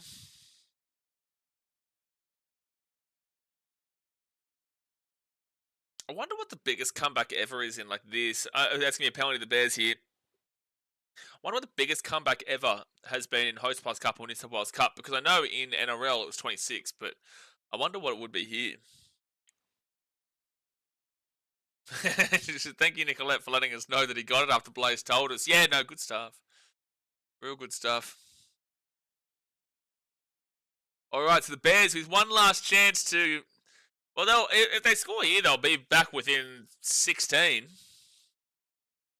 in the second half. I don't know if they're going to have the stamina to go with them, but this Bears team was much better in the second half against the regular Dolphins a couple of weeks ago. So maybe they are a second half team as well, to be honest. Now they're going to be 18 metres away from the line here, the Bears. If they want any chance to come back in this game, they'd have to score now. Oh, they had the play. They got the play. No, they don't. They got the knock on. They got the knock on. The Warriors are away. The Warriors are away. The Warriors are away. The 30. Taken to a picky. Taken down to the 30. Good run. Mistake by the Bears. Let the Warriors get away. And now they're going to be at the 45. Well, now the Wires have a chance with the 0 tackle. Now first, the 50. They have a chance to really put this game away. I get that Tanner is more experienced and reliable, but do you think it's a bit harsh on Jed having him sit on the bench? Oh, penalty to the Warriors. Well, no. Tanner Boyd's been the best halfback best player nearly in the New South Wales Cup this year. Like, what do you want to do? So you can't be dropping Tanner. Tanner he has 4 try assists in this game today, bro. Tanner Boyd has 4 try assists in this game. He's been their best player all throughout the season. He has 4 try assists, 3 line break assists, 1 tackle break. 12 tackles made for 3 missed. And he's also scored a try. Like, what more do you want from a guy? He's got 4 try assists and a try. So left-hand side, Tanner Boyd gives it out. They're 5 metres away. Now third tackle, 30 seconds to go. They go, Tanner Boyd, Tanner into a picky, short ball, try time, set to 2, and the Fitty Bomb is looking on the cards here today. 32 to 6 with the kick to come. Fun fact for you there, Andrew. Fun fact for you there. That is the first time today that Tanner Boyd hasn't assisted the try. He was a part of the play. He got the ball at the back of the Tane to a picky, then Tane to a picky. Short of the centre, and the centre holds it up nicely, gets it out of the wing of Setutu, and try time. Stats don't lie. Well, guess what? You know what stat doesn't lie? Open the floodgates now, Jay. it's only 32-6 at half time. Potentially 34-6 if Tanner Boyd doesn't miss, because Tanner Boyd doesn't miss. That's great hands there from the Waz, though. Great hands. Yeah, the floodgates have only just opened. Dear me. Yeah, JT's talking about Tan right now. Settled through with 2 tries, 9 runs, and 87 metres gained. Just the first half. Just in the first half. Scott says, I'm happy for Tanner Boyd. He deserves a good moment for him. No, he's a great bloke, dude. He's a great bloke. I haven't spoken to him for a while, to be fair, but he's a great dude. We're both very busy in what we do. He's also got that newborn this year. Moved across to New Zealand. His partner, Jackie. Got a newborn. You know, and he's playing for the Waz. A lot going on. And Tanner Boyd, we all knew it. We all knew it. He would forfeit it. He would forfeit the kick. So Tanner Boyd does decide to forfeit a kick again. He's just trying to keep this as close as damn well possible, just not to kill all kind of belief, belief from this Bears team. He wants to give him a chance. So it is 32-6 at half time, and it's been a romper stumper. No, Brenton, Tanner doesn't miss. He forfeited the last 2 kicks. As you can see here, Tanner Boyd has had 4 try assists. That's not missing to me. Do you think that's missing? He's got 4 try assists and a try. Is that missing? Don't think so, buddy. Don't think so. Tanner Boyd does not miss, and when you do think he missed because the score doesn't align, it's because he decided to forfeit a kick. But all right, let's quickly go through some stats here. This game is all but over. Don't forget, guys, we've got the women's game between the Roosters and Broncos coming up after this. Then we'll have the men's game between the Storm and Le Broncos. So hit that thumbs up button, subscribe if you're new around here. And if you haven't already, go and subscribe to BKRtravel, because we're going to be pumping consistent content over there in this NRL off-season. Now, possession, 56% to the Warriors, 44% to the Bears, with the time of possession being 13 minutes and 47 for the Warriors, and 10 minutes 37 for the Bears. 13 minutes 47, and being able to score 32 points is quite crazy. Completion rate, 80% here for the Warriors. You want to be at least at 80%. They are hitting the 80%, so you're not complaining with that one. Whilst the Burleigh Bears, they are situated at 78%. So they're not doing crash hot, but at least they are around the marker. Warriors 17 from 21, and the Bears 11 from 14. Gee whiz, that's poultry.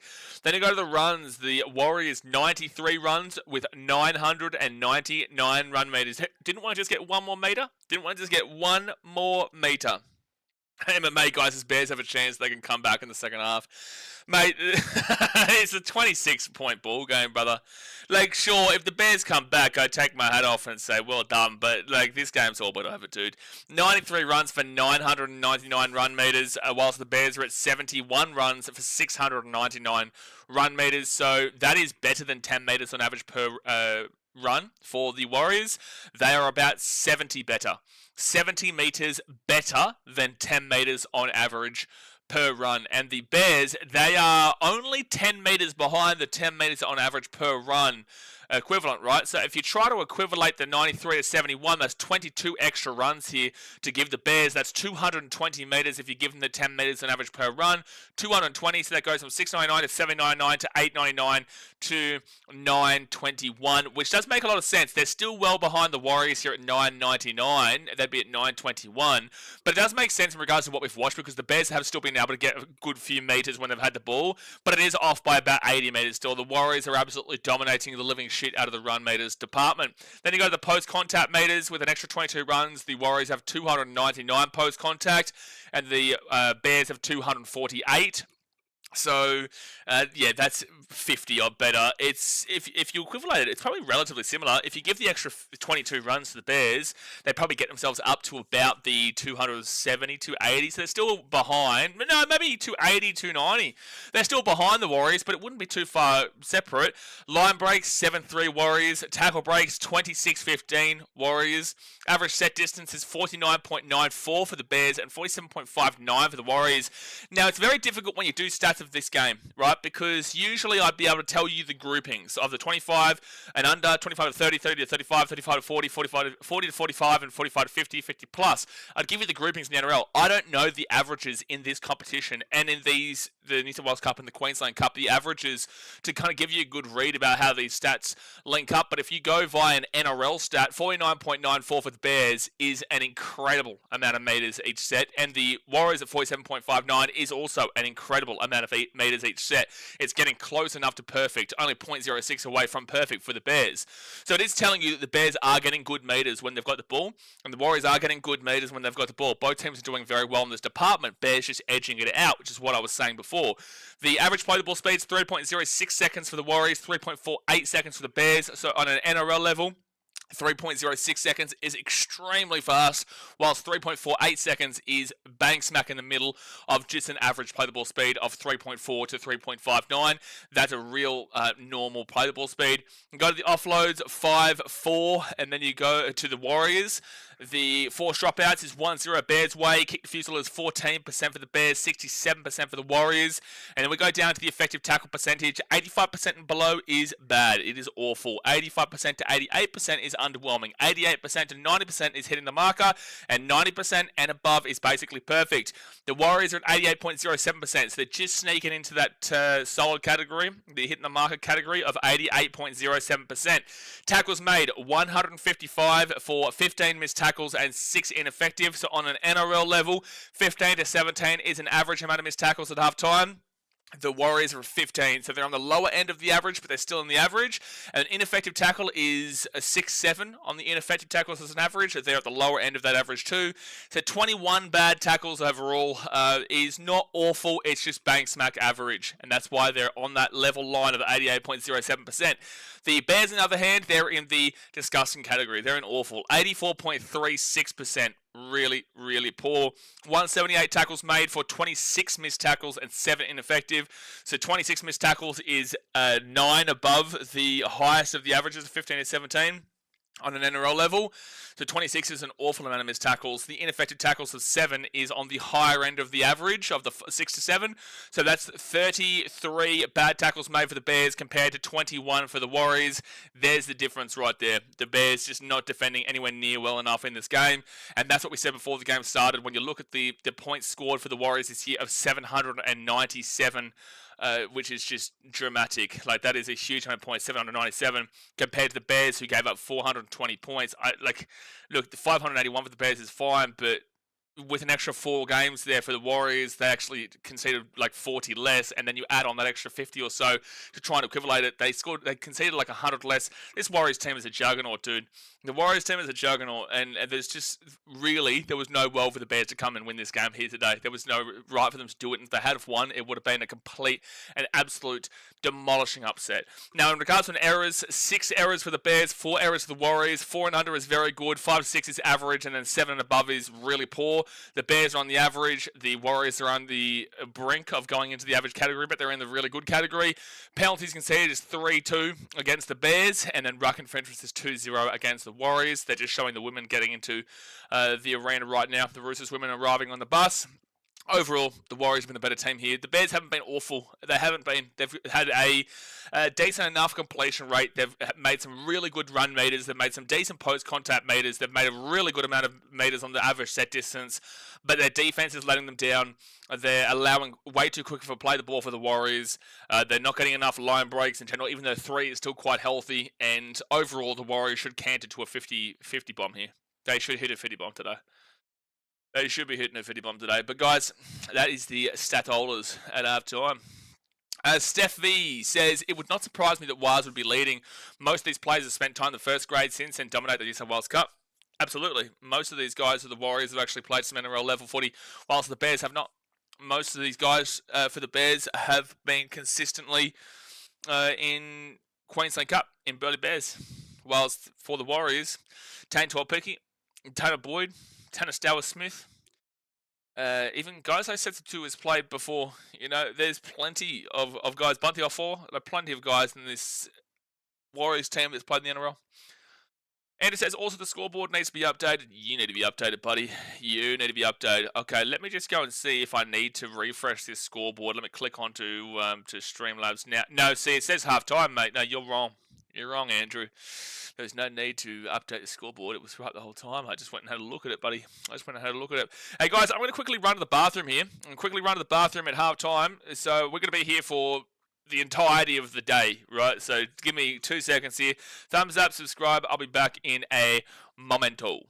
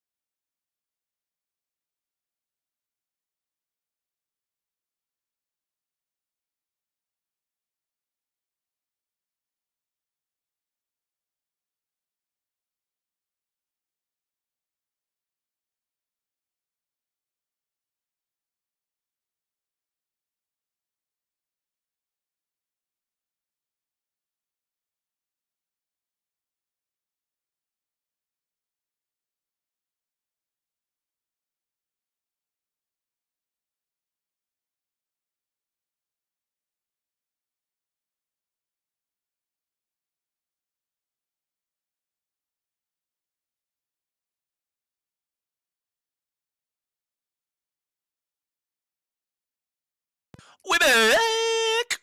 We're back! Alright, let me just make sure this light goes alright. There we go. Alright.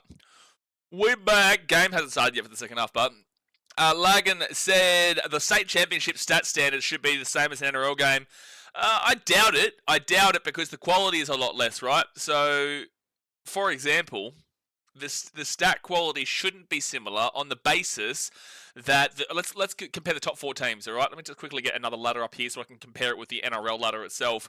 All right, so across 24 games for the first place team in the New Zealand Warriors this year, they had 21 wins for 47 points. The Raiders had 19 wins for 44 points. The Warriors had a draw too, mind you. Now the Warriors scored 797 points, which would have beaten every single team in the NRL. The best attacking team in the comp was the Dolphins at 721. The second best attacking team in the comp was the Broncos at 680, and then the third best was the Storm at 671. So they beat the best attacking team in the NRL competition, 797 to 721.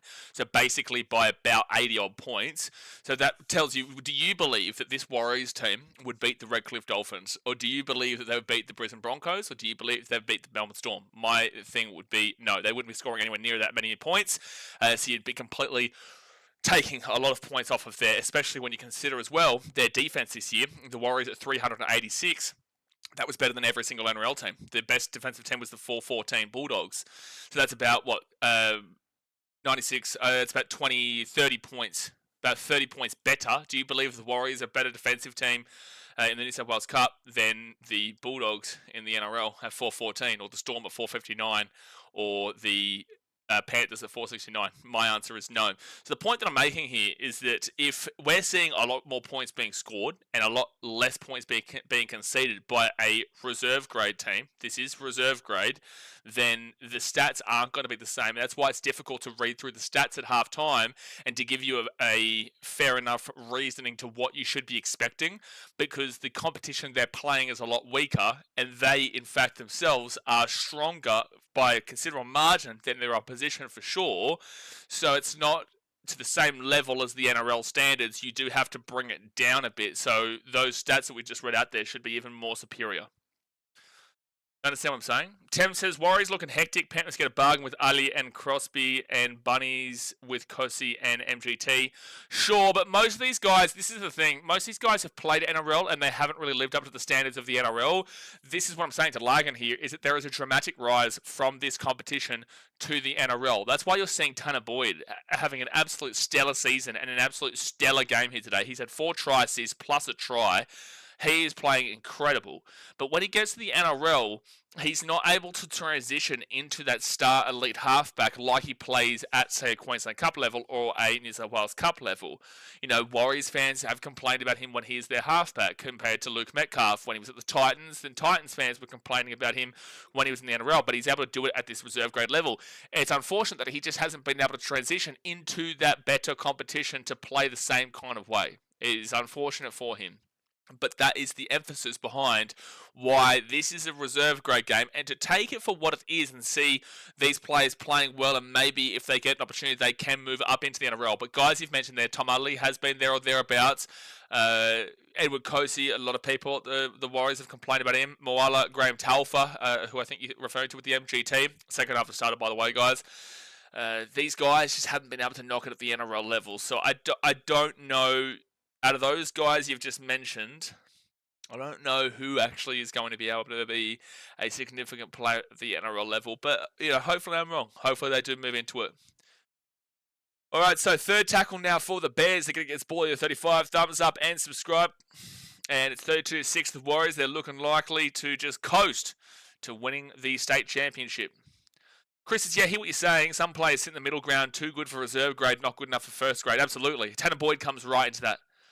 Tanner Boyd comes right into the middle of that. Who is other players that we could refer to with this?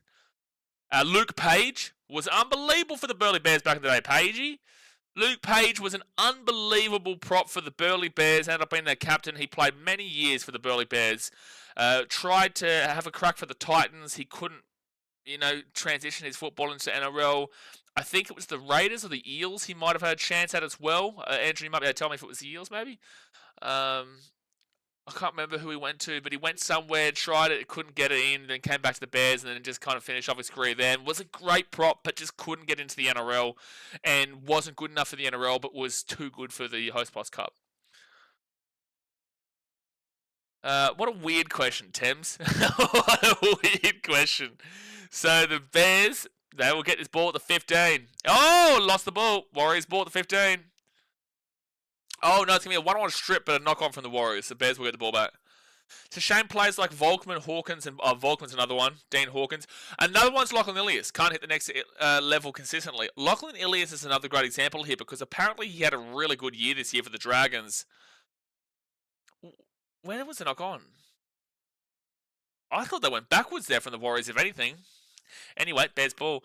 Lachlan Ilias has been apparently fantastic for the Dragons, but just wasn't able to make a name for himself at the Rabbitohs.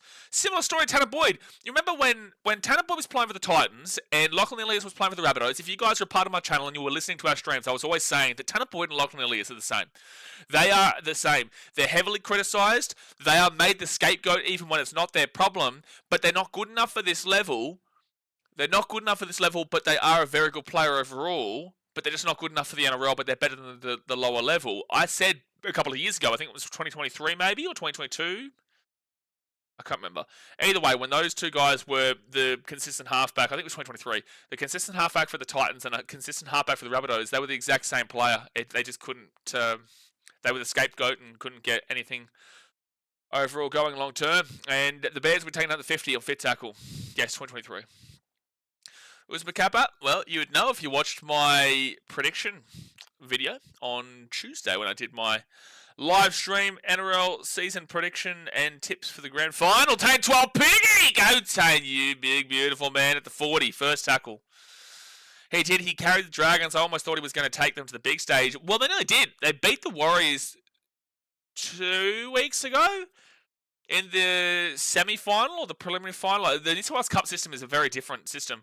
But they beat the Warriors 24-10, and then the Warriors had to beat the Eels, and they whooped them by 40 or something, and then they beat the Dragons 40-14 or something last week.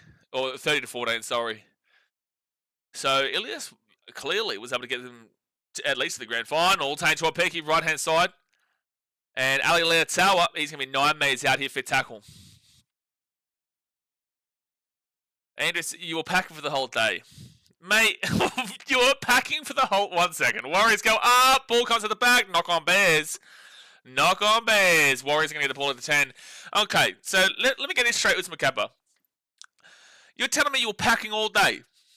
packing all day. Brother, my life is just traveling 24/7. I travel 24/7, right? You know this. Been America, Fiji, Australia, Hong Kong, India, Thailand, Vietnam, Malaysia all year long.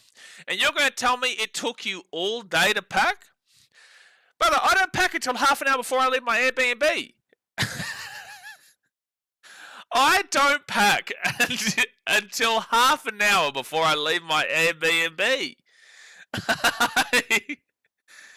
Gee whiz, all day. Warriors going to score another try here. Oh, no, you get held up. You'll get held up. It's going to be first tackle at the 10. Oh, don't even check this in the bunker. We don't need to check the bunker. It's clearly held up.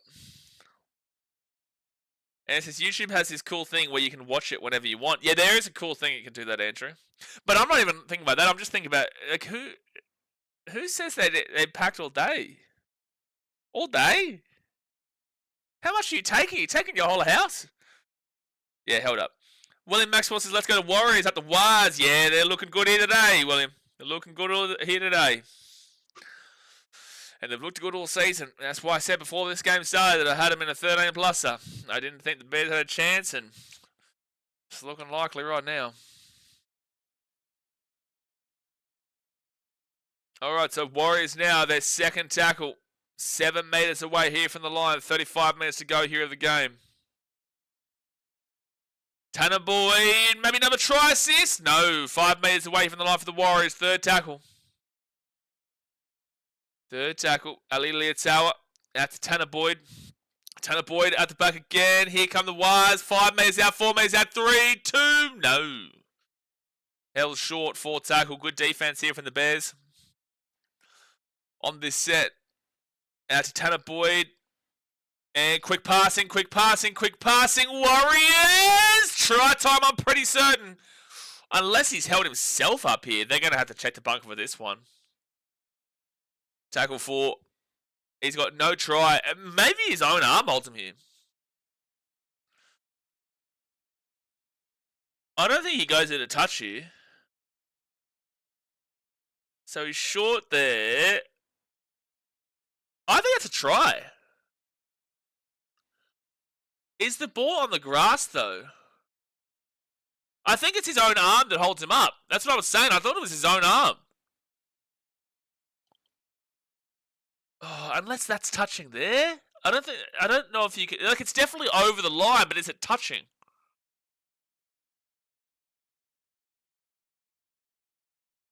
I don't think it's touching the line. But it's definitely over the line. He stays in the field of play. But doesn't. Yeah, it's going to be held up. Well, this is Tanner Boyd, great buy from your Titans team. For your New South Wales Cup team, yeah. For the Warriors, at the very least, you had some depth for when Luke Metcalf went down. Hasn't necessarily panned out as a main option for you. But for the New South Wales Cup, yeah, he's been doing very, very good here. Blaze, I was just thinking, the Titans were first all year, but I heard that they were banned from the finals for being too good. Is this true? No, we were being gracious, mate. We've been the compassionate individuals and the compassionate, beautiful souls that we are by allowing other teams to feel like they can win for once in their history, you know. Very, very happy bunch of the Gold Coast. A lot of respect. The Wires. No, the Bears get it. And taken down to the 10. First tackle. Good pick up there from the Bears. Also, so there a reason that you're supporting the Gold Coast Titans? Yeah, this might be crazy to hear this. It was Macappa. I'm from the Gold Coast. I know it's a crazy thought process to not just go for the good teams in life, mate, and not just to support a team just because they're successful. But when you're proud of the place that you're from, you support the place that you're from. And here's a news flash. I'm from the Gold Coast. So that is why I am a Titans fan. Penalty to the Bears. Penalty to the Bears.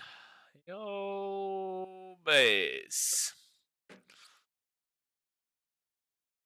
Well, I would have liked it to be a bit of a more fun game here.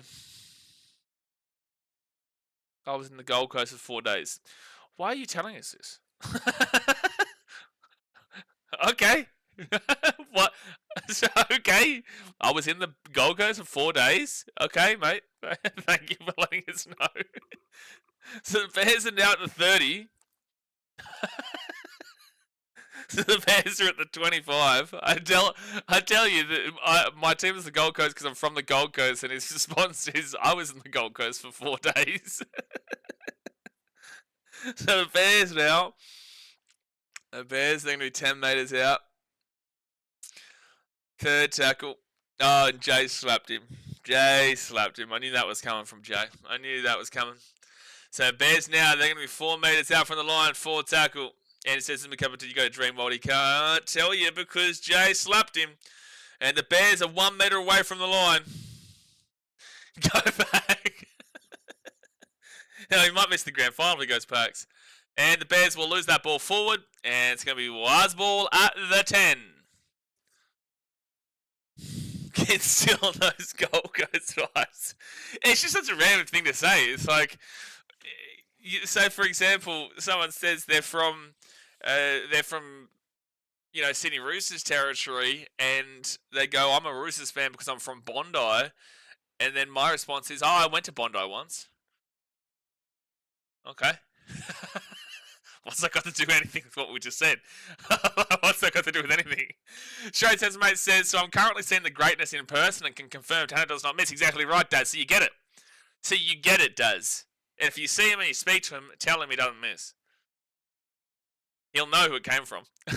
Everyone who goes up to him, I get this all the time. People always say that they went up and said to him, and he goes, oh, did Blaze put you up to this? And the Warriors lose the ball, but it goes backwards. And now it's going to be 4 tackle. Warriors still going here. 30 metres out, fit tackle. And it says, all right, enjoy Pack and Jay. Andrew says, 2 years ago I was in the Gold Coast. I went to a game. Thanks, mate. Probably watched them lose, to be fair. Oh, no, you did, didn't you? And the Bears will lose the ball. And the Warriors will get this ball here at the 10. Was ball at the 10. Come on, get a bit of excitement into the game, Burleigh. Come on, you know? Come on.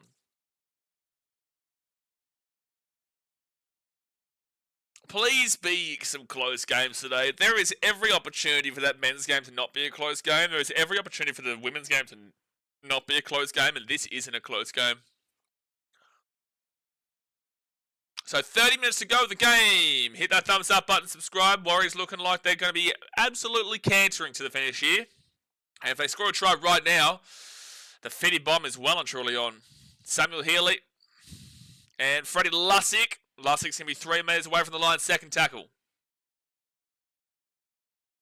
Samuel Healy, he's got Tanner Boyd. 10-12 Picky. 12 Picky steps. And 5 metres out, third tackle. Tried to get around him, couldn't. Now 3 metres out, fourth tackle. Think Broncos versus Roosters will be entertaining. Maybe, but Broncos have every opportunity to potentially blow that away. 2, Tanner Boyd kicks it through. Drop out. The Broncos have every opportunity to win that game in a canter because Taryn Aiken being out is a big loss for the Roosters, and the Broncos won well over the Knights last week, whilst the Roosters nearly lost to the Sharkies and made that one a really, really close game. So they'll be, look, overall, for some reason, I get a bit of a vibe that the Roosters still find a way to get up in that one, but the Broncos have every possibility of winning that game 13+. Tanner Boyd, the Roosters haven't lost a game all season, which is why I'll base my tip based off of that, but without Taryn Aiken, they're a massively different team. Kings High getting on the wires. Tanner Boyd underneath. And now they'll be 3 metres out, third tackle. Samuel Healy. Tanner Boyd. Taintor Piggy. Oh, 5 metres out. Good tackle from the Bears. They've been much better defensively in the second half than they were the first half. Tanner Boyd. Into the line. Last 2 metres out. Surge's analysis of last week was they weren't winning the tackles. That's why it was so close. 1 second. Tanner Boyd into the line. Was get the offload away. Late offload. They flick it out to the wing. They're going to have to pass this again. Tanner Boyd. Kick this across. Charge down there. 6 again for the Waz. 6 again for the Waz. 5 metres out. 0 tackle. First tackle, sorry. The reason last week that they weren't winning the game comfortably is probably that, but also that sin bin. The sin bin really crushed them. Samuel Healy fakes it left, goes to the right. Tanner Boyd now. Big run here by the prop, and they're going to be third tackle 2 metres away. Bears are just holding out right now. But the Warriors still punching through. Tanner Boyd, Freddie Lussick. No, it's Hansen with the try. And Tanner Boyd with another try assist, by the way, guys. That's 5 try assists for Tanner Boyd today. Is it Luke Hansen is his name? Yeah, all those back-to-back sets of 6 just absolutely crush them just then. And Luke Hansen will score the try. And again, it is another try assist to Tanner Boyd. That is 5 try assists. If they call it a try assist, he's the one who gets the ball to him. But it'll be interesting what they call, because Hansen really has to step inside here and make it himself a lot of the way. Yeah, he catches it here and then steps inside. It'll be interesting what they call. ACDX says Cup boys carving up, love it. Yeah, well, this is an NRL team effectively against a Queensland Cup team in a lot of ways. So 36-6 with the kit to come. Oh, I just realised I got Coke Zero. Oh, I've got Coke Light down in the fridge downstairs. I can go and get.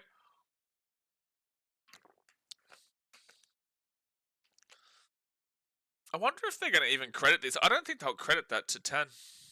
I don't think they're going to credit him a try assist. Have they? No, they haven't. They've still got him on the 4. Go get a cheeky coat. Like, I might. Like, this game is so over. So it's like, I could at any time, to be fair. 26.5 minutes left here in the second half. And Tanner Boyd, guess what? He does not miss. 38-6. I honestly believe there is a potential of a 60 slammer in this game. There is a 60 slam potential here. The Broncos Broncos women are arriving off of the bus. Retiring class of 25. Who is in the retiring class of 25?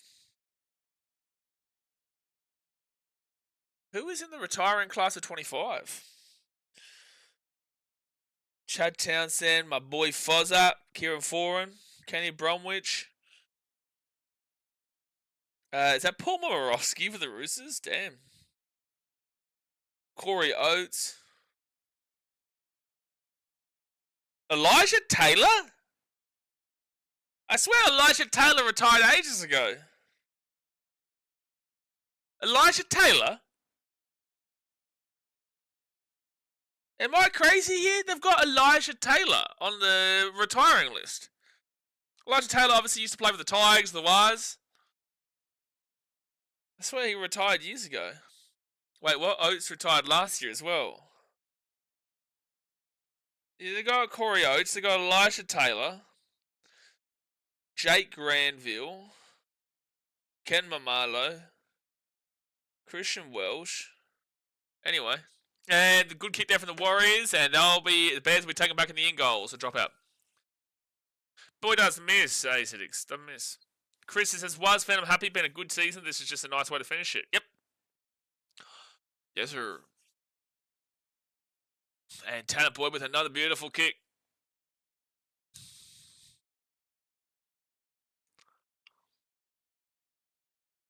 Beautiful day in Sydney. That will be a hot stadium right now, mind you. That stadium will be hot to be in. It was so hot a couple of years back when I was there for 2023. Alright, so Warriors knock it back, and Tanner Boyd will get it to 25. And now they're going to be 15 metres out, first tackle. Grizzly getting around it. First tackle for the Warriors. Kalani going. And now 5 metres out. Well, Tan's really... I'm loving this because it's giving him the opportunity of getting a new contract somewhere. Oh, Freddie Lussick drops it. So, Gus Gould's talking about Tanner Boyd being a dead set starting halfback for an NRL club. Gus, I just don't know... I don't know what you're talking about right now. Jared says, if Tanner don't miss your fave moniker you've made for a player that people still use? Yeah. Yeah. Well, Hayes Hughes tried to copy it for Sam Walker, which it doesn't work because I've quite literally made that man miss individually. But, yeah, I think Tan doesn't miss is probably the best one.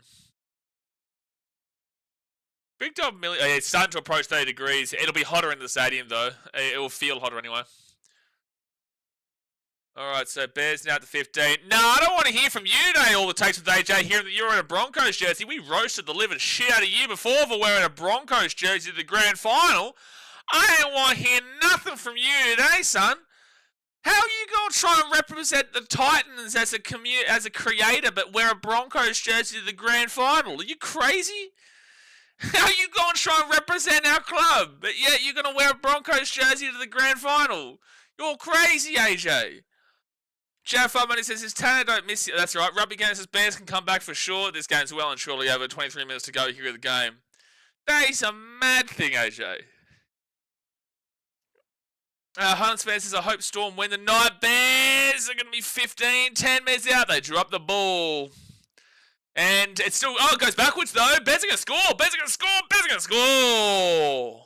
Bears are going to score. And it's 38-10 with a kick to come. They're going to give it a try, but I think the bunker might check if there's a knock-on somewhere. Monkey Boy ties up that we can run Tanner 7 and Metcalf 6 next season. Well, Metcalf for mine is more of a 6. Nah, AJ, ain't about it, bro. There's no excuses, mate. There's no excuses. Wearing a jersey is insane work as a person who wants to be a Titans creator. That's insane work. Wear a hat or a scarf, but wearing a jersey, that's just odd, brother. That is just really odd. That is odd. Wearing a Broncos jersey at the grand final as a Titans creator is insane work. You would never see me wearing a Broncos jersey at the grand final. You'd never see Hainsey wearing a Rabbitohs jersey at the grand final.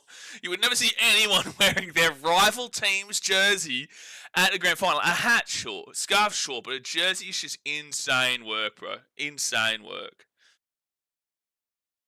Hans fans say, I hope Storm win tonight. Well, hopefully it's a good game. I just want it to be a good game. I just want it to be a good game. Whoever wins, if the Broncos win, they deserve it. If the Storm win, they deserve it. Alright, so try confirm there for the Bears. Game's all but over. But at least the Bears will get into the double digits. And they will make the kick. So it is 38-12 with 21 minutes to go here of the game. 21 minutes to go of the game.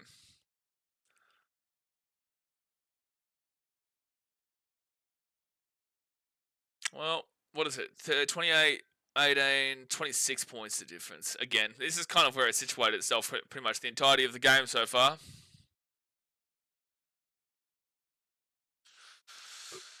So don't forget, in about actually 1 hour's time from now, exactly 1 hour time is when we'll start up that live stream for the Sydney Roosters versus Brisbane Broncos women's game.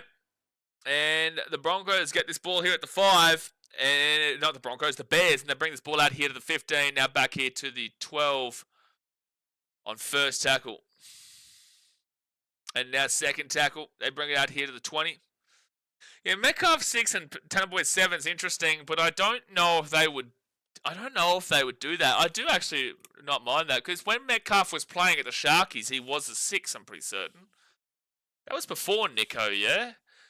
Or was Metcalf the 6 before Trindle? I can't really remember their setup there at Cronulla. Oh, that's a lost ball. Yep, lost ball from the Bears, and it'll be Warriors ball at the 35. What? No way, referee. You got to call that as a knock-on. No way. All it takes today is have the $31 donation. Appreciate you for the donation, AJ. Still don't like the fact that you're wearing a Broncos shirt today, but Tanner for PM, get around you. Appreciate you for the donation, AJ. Tanner for PM, Tanner for world domination, mate. Tanner for world domination. 20 minutes to go here, guys. Hit that thumbs up button and subscribe if you're new around here. Get around here for the $31 donation. 20 minutes to go. Tanner is my goat. You guys talk about Nathan Cleary. You guys talk about Cameron Smith. You guys talk about all these kind of guys. I talk about Tanner Boyd and Will Zillman. Brenton says, where is your Broncos jersey, Blaze? How about this one, Brenton? How about this one for a Broncos jersey? You know what it is? Right, that one. There's my Broncos jersey. That's there. There it is right there, Brenton. So the Warriors are going to be 30 metres out from the line. Third tackle. Fitty Bomber on the cards. Oh, Andrew wants to join Brenton. Wants to join Brenton. And Tane Picky wants to join the try scorers for his double. That is Bushkat, 42-12 with a kick to come. Too easy for Tane Picky. Tane Picky. Get around it. Another easy try. And Tanner Boyd with another try assist, by the way. Tanner Boyd with another try assist here. Oh, jeez, he's had a game. He's had a game. He has been unbelievable. He has been unbelievable. Are they not going to credit him that either?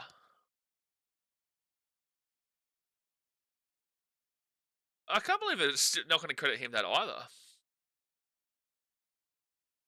Anyway, well, Tanner always had a great game, but Tane Picky with a couple of tries there. Big 30 bomb from AJ. Exactly. But the Warriors with a chance now to bring it within 6 of the old Fitty Bomb Rookie of the Year and Player of the Year for the Burleigh Bears in 2022. Tane Picky, the guy who dominated for the Bears, who's now the Warriors, is killing his old club.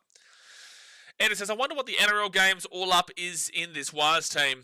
Quite a few. Tan was consistently the halfback for the Titans and then also the halfback for the second half of this season for the Warriors. Setu 2's played a couple of games. Milo Graham Talfa maybe played a couple of games. Bunty Afoa played quite a few games for the Warriors. Tane Picky's played a couple. Maybe 10 to 20. Maybe 20. Ali Leotau's played a couple. Edward Cozy's played plenty. Samuel Healy's played plenty. Tanner Smith's played a couple. Yeremiah Tuava played a couple. Kalani Going played a couple. They're not even going to put Jet Cleary on, by the way, which is crazy. That's crazy. Sashin says, conversations need to be had about Tanner Boyd being the greatest halfback ever. No, there's no conversation that needs to be had here. There's no. Sashin, no. There's no conversation that needs to be had. He is the greatest halfback of all time.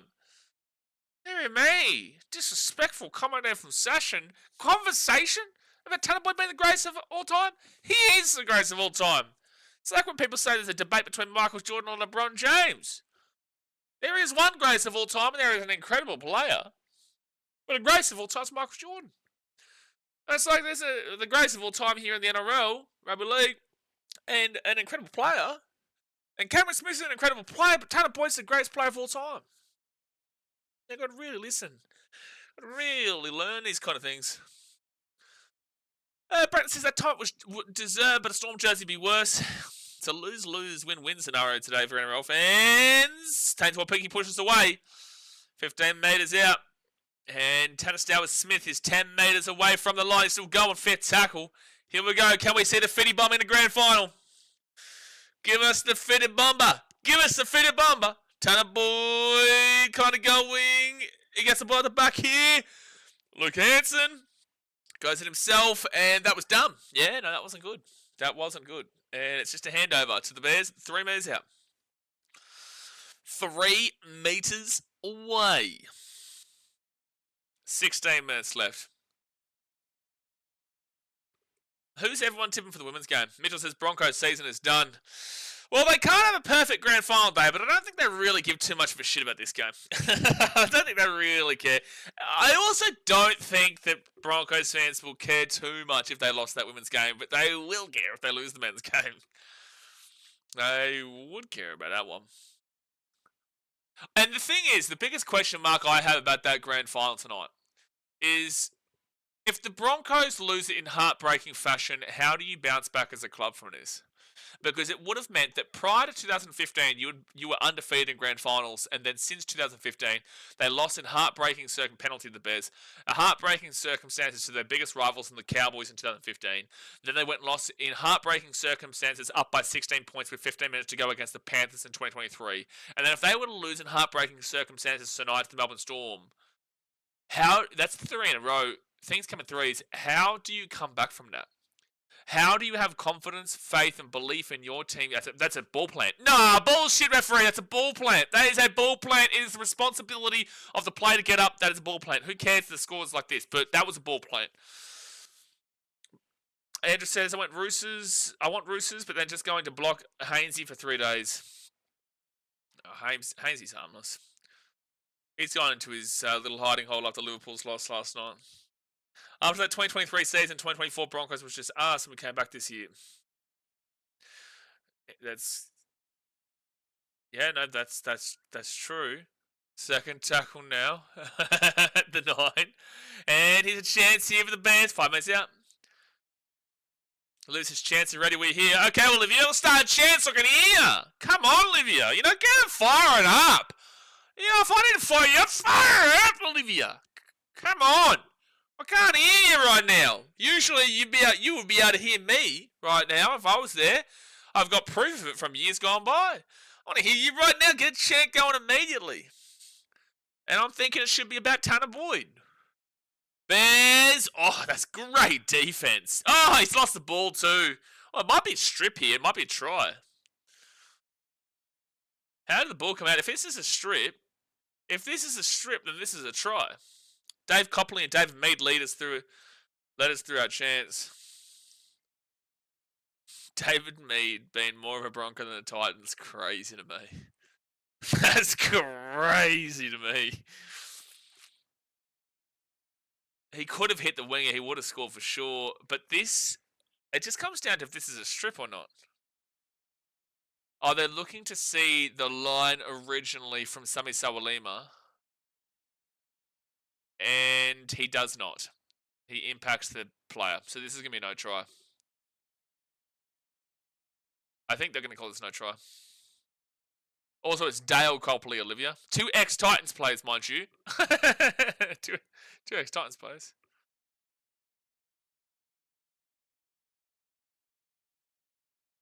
Yep, penalty.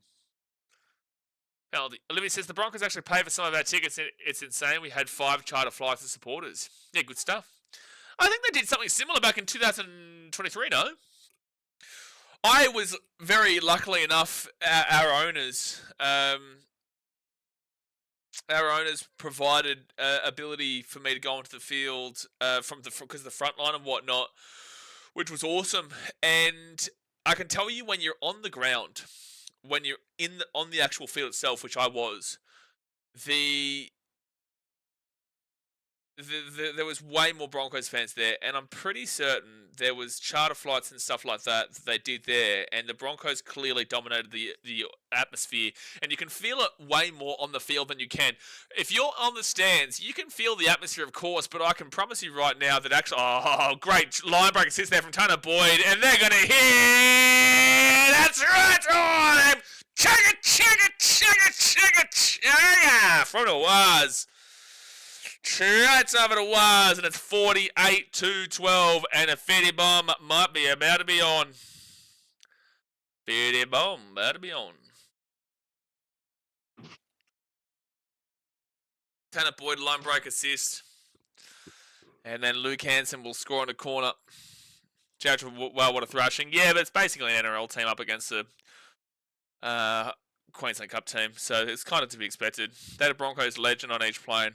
That's what they do with Vegas too. Vegas has the exact same thing. No, it's good. Those kind of days are always good. Always good. All right, well, 48-12 here. 12 minutes 40 to go of the game.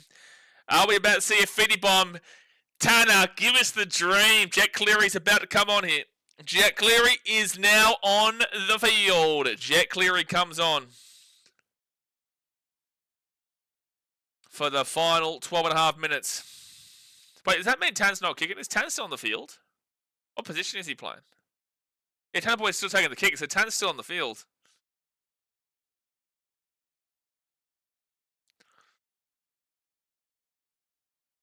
Olivia, you need to get a chant up for Tanner Boyd now. I haven't heard a chant for Tanner Boyd yet. You need to get a chant up for Tanner Boyd now. All right.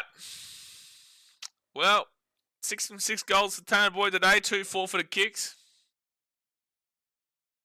Gus Stogg is saying, because he knows, mate. He gets it. Tanner Boyd from the sideline. Guess what? Guess what? He does not miss, baby. Gus actually has stole my saying, by the way. Gus has actually stolen my saying. He said this a couple of times this year that Tanner Boyd does not miss. Gus, stop watching my shit. Stop covering my shit, Gus. Come on. Come on. There's no way he's come up with that himself. There's no way, because like on a side note, on like a realistic level, Tan does miss actually quite a bit at times. But as a thing we've done for many years, I say Tanner Boyd does not miss. There's no way he has come up with that without actually hearing it from what we do here. There's no way. Because there's much better there is actually, on a realistic level, outside of the joke, there is players with much better statistics kicking-wise.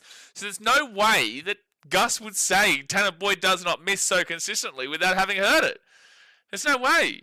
There's actually just no way. I'm gonna start trademarking your shit. No, like, it's funny. It's all just jokes and stuff like that. But it just... outside of the joke, it doesn't make sense for him to specify Tanner Boyd as the only person he's ever said this bloke does not miss. It's just Daz showed you to Gus. I think Gus has got Daz on a bloody what's it called? A restricted access. What is it? Where you can't go within 100 meters of him. At least the Dolphins will be in the top 8 next year. They absolutely will not. Their defense is ass. Their defense sucks worse than anything you could possibly think of. Yeah, Gus has definitely got a restraining order against Daz. Yeah, exactly right, Jared Farmoni. AVO, absolutely. I would too, to be fair. I think I already do have one in the process right now. Makes sense. Oh, by the way, Fitty Bum. I forgot a Fitty Bum. I forgot the Fitty Bum because I was so confused by Gus specifying 10. Well, the day has gotten started well for Warriors fans. Gotten started well for the old Warriors fans. But for the neutrals out there, we're just sitting here thinking, what is life right now? What is life right now? It's a great question. We're at 36 likes. We've got 86 people watching. Come on, let's get to 40. Let's get to 50 likes. Let's get to 50 likes by the end of this stream. Let's get to 50 likes. Come on. Let's do it. Get it in. Punch it in. Punch it in. And don't forget, we'll be live for all 3 games today. All 3 games. We will be live for the women's Broncos versus Roosters right after this. Followed by the Melbourne Storm versus the Brisbane Broncos in the men's. So get ready for a big old day. Oh, there we go. Okay, we moved that bad boy up there. All right, the Bears 10 metres away. Short ball to the line, 5 metres out. Wise been pretty good in this area today defensively. Pretty good. So I'm just fixing my chat right now. Bears! Oh, so cool. Oh, they will score. The Bears will actually score a lot of points in this game. Who says, do you know what your peak viewers is? Earlier this year we had 7,800 people watching live for, I think, Sonny Bill Williams versus Paul Gallen. Origin, we kind of peaked around 2,500 quite consistently, or 1,800.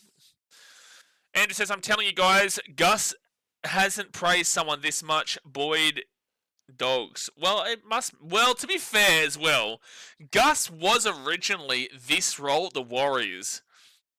So he originally went to the Warriors, but COVID prevented him from being able to do what he does at the Warriors.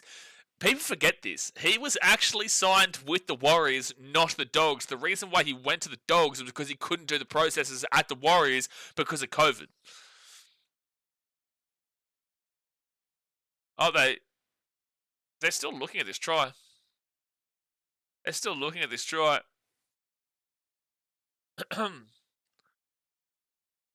Okay, no, now it's been confirmed. And it's just Galvin being the last man to be glazed by Gus. Well, Gus has never spoken to Galvin ever before. He's never spoken to him once, mate. And hits the post. And it will stay 50-16 to the Warriors with 9 minutes left. Bears come back. Andrew, if the Bears come back, how about this? I'll support Man United. How about that? If the Burleigh Bears win the 2025 NRL State Championship, I will support Manchester United, the Milwaukee Brewers, and I'll become a St. Louis Cardinals fan alongside the Brisbane Broncos. How about that?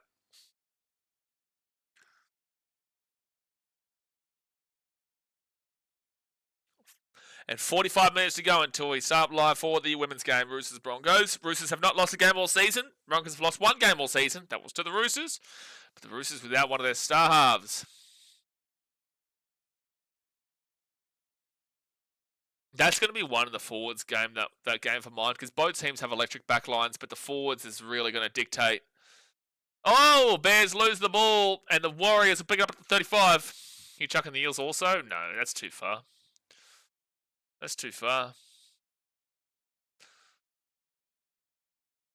What's wrong with this guy, Jay? You know what I'm talking about too. What's wrong with him? He's done it before he's probably even seen what I've said. So 5 meters out of the line. Now 10 meters out. First tackle. What's happening? Why do I keep looking back in the chat to see some glazer of the Dolphins? Like, the Dolphins are dead. We cut the fins off. The fins are cut off. Fins, shit. They lose their fin. They cut. Defense, awful. Not top 8. Yvonne says, if Bears come back to win, I'll stop supporting the Warriors for life. Exactly right, Yvonne. You know, I'll join you. I'll stop supporting the Warriors for life as well. If the Bears come back to win. I got your deal. You've already answered him as well regarding the Dolphins. Jared, this is what I'm saying. This happens every stream, though. It's not just this stream. He's always talking about the Dolphins making a top 8. It's like, okay, well, if you think that, that's fine. That's your opinion. I don't agree. But if you think that, that's fine. That's your opinion. But we don't need to hear about it every 5 minutes. Especially when the Dolphins season finished 4 weeks ago. 4 weeks ago. I'm sure Hayden will get you Swarm membership. Andrew, I take over that shit. You don't want me getting that. I take over that. So the Bears, I'll be the 25 on third tackle. I'd take over it just to infiltrate it from the inside. How about that? Third tackle here for the Bears, now at the 30. Fourth tackle. 7 minutes to go here of the game. I am now your leader, Andrew. How about that? I am now your leader. Gee whiz. You've got a Manchester City Titans leader of the Swarm. I feel like all it takes with AJ. So the Bears get the offload on the inside. And they're away. 20 minutes out. They kick back into the corner. They're going to score again. Oh, the comeback's on. The comeback's on, Yvonne. You're now a Bears fan. You stopped supporting the Warriors. Yeah, stop supporting the Warriors. It's 50-20 with 6 minutes to go of the game. Good try for the Bears. He said Dolphins win the top next year. Could be talking about the top 17. Good point. Very good point there. But I would argue there is a potential for expulsion. So I'm going to say no guarantees. Where did the score go, Jay? Where did the score go? Let me have a look. That's a great point. That's a fantastic point where the score went. How long has that been gone for? How long did that disappear for? I don't know why. I don't know why. Well, it's back now. And the Bears, well, they will miss the kick by the length of Flemington straight. So it stays 50-20. Clean score. Just happened. Yeah, told you, Joe. That's what I was trying to tell you. Yvonne says Bears better not win. Yvonne, there's 5 minutes 22 to go here. 30 points of difference. There's no changes happening. Just as well as there's a few minutes left. If there was 20 left, I'd be sweating. I'd love the Warriors. If there was 40 minutes left, a 30-point game is not being overtaken. Don't worry. It's just not being overtaken. Scoreboards are overrated anyway. Exactly right, Mitchell. Exactly right. Who cares about scoreboards? It's always Jay about scoreboard, you know. Jay scoreboard this, Jay scoreboard. That's always Jay. Deary me. You think he's in love with scoreboards, that bloke? So the Warriors, they'll kick this ball into the corner. And 5 minutes to go. I would love this to just finish the score like this because it's a clean 50-20. It's just a clean score. Jay loves to read the numbers. Big numbers, man. Big numbers fan. Bro, cut it out. Says up the Warriors. Yeah, good win over the Wars. Very good win. They will win the state championship. Jafferman says Jay's married to the scoreboards. Scoreboards is plural, so he is a polygamist. He's not a monogamist, he's a polygamist. Very interesting, Jay. No surprise from Perth, but. And now the Bears will get this ball to the 45 on 4 tackle, 4.5 minutes to go. Scoreboard's plural. Wow, Jay's all over the place. Short ball to the line. They've lost the ball. Warriors get it. And it's a penalty to the Bears. No. Oh, don't challenge it. Come on. It's 50-20, lads. Don't challenge it. Come on. Come on. Just let us finish up the game so I can have a bit of a rest before we go into the women's game. For gosh sake. Steph V says, Wars are not a state. That's good for the club. Wars are not a state. That's good for the club. What does that mean? Can you elaborate on what you're trying to say there? I get you that you're saying that New Zealand Warriors are not a state, but it is the state championship, right? Well, that was arguably a 4 pass. This is the state championship. But what are you actually... That's good for the club. What's good for the club? Winning this is obviously going to be good for the club. But we have seen this form from Tanner all throughout the season in the New South Wales Cup. It just hasn't... Oh, it's actually going to be definitely a penalty to the Bears. First title. Okay, yeah, first reserve grade title, but the Warriors do have under 20s, which is effectively this in a lot of ways. The under 20s was effectively this, just reserve grade is more open age wise. But the Warriors have won under 20s titles before. At least we saw a Footy Bomb. We did. Polish Power says, you look tired, mate. I'm not, tired. It's just when there's a game 50-20 with 3 minutes 50 to go, you've got to conserve a lot of your energy. We're going to be real hyped during that Broncos versus Storm game and maybe the Broncos versus Roosters game and whatnot. You've got to conserve your energy on grand final day. If you go too hard too quickly, you get exhausted. So it's more about, this game's over. It's been over the entire game. It's not been an exhilarating game. It's not been exciting. There's been a lot of points scored. Defense has been shocking. It's not about being tired, it's just about not being as kind of out there and crazy as we will get during the actual game, the main games. Leonardo says, bro, I'm either crying or celebrating so hard tonight. I know that feeling. You'll be crying either way. Bro, Bears kick it through, and it's going to be a 7 tackle set for the Wires. 7 tackle set. And it says, yes, and New South Wales better than Queensland. Andrew, please don't let me roast the living shit out of your state once again, mate. We've gone over this. No, please. Do you really want to go down this path? Andrew, I'm going to be really nice and gracious to you. And the next statement that you make, either yes or no, I will go with, okay? Do you want me to pick apart the state of New South Wales on a stream right now? Yes or no? I'm asking you, Andrew. I'm asking you. I'll give you the option here. I will give you the... No, I think that's a good choice, Andrew. I think that's a very, very wise choice, my friend. Very wise choice. Oh, good, Mitchell. 2 minutes 20 to go here of the game. And apparently the Warriors, they might be able to hit a 56er. Blah, blah, blah says, New South Wales is so beta, they change their clocks an hour every 6 months. Oh, no, don't start us on this time zone stuff. That's a conversation. That wouldn't have even been a part of the roast, but it makes sense to roast him with that. Bro Cardas says, Queenslander, I'm from New Zealand. You're a good man, mate. Good man. Alright, so New Zealand get this ball to the 10. Second tackle, now 5 metres out. Minute 43 to go. Can they end the season with a bang? No, they can't. It'll be knock on. Last try wins, by the way, so Burleigh Bears actually win this game.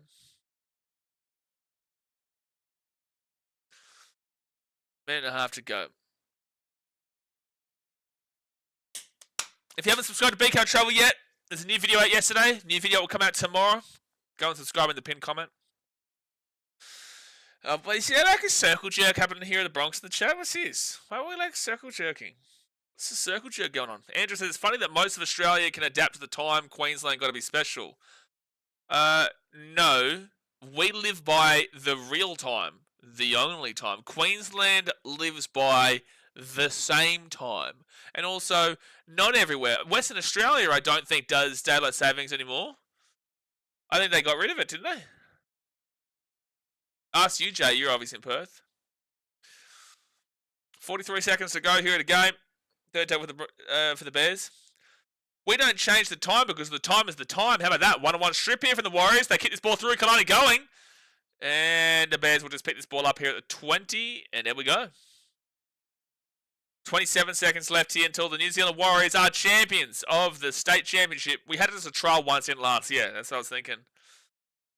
Like, how stupid is it that South Australia is in front of Queensland time-wise? It makes no sense. Bears are away at the 50. 45. 10 seconds left. Alright, well, this should be the last play righty. Last play righty. They go to the left, back up the middle, at the 40, offloads it to the Warriors, knock on Warriors, Bears drop it. That's the game. Congratulations, New Zealand Warriors. You are the champione of the reserve grade competition, the state championship between the New South Wales Cup and the Queensland Cup. Well done to the New Zealand Warriors for winning the grand final. Too easy. 50-20 will be the final score. Very clean score. Very clean score there. So well done to you guys for the trophy.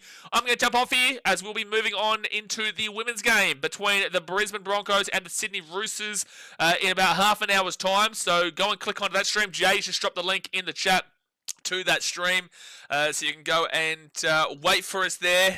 They'll do the trophy presentation and whatnot now, or do they do it afterwards? Maybe they do it now. They do it after the women's game. I can't remember, but the trophy presentation will come up, and then obviously that's when we'll get into the next game. But all right, guys, like I said, hit that thumbs up button, subscribe. Don't forget to go subscribe to BKRtravel over there, and I'll see you in 30 minutes' time for the women's game between the Broncos and the Sydney Roosters. Thanks for watching. Catch you later.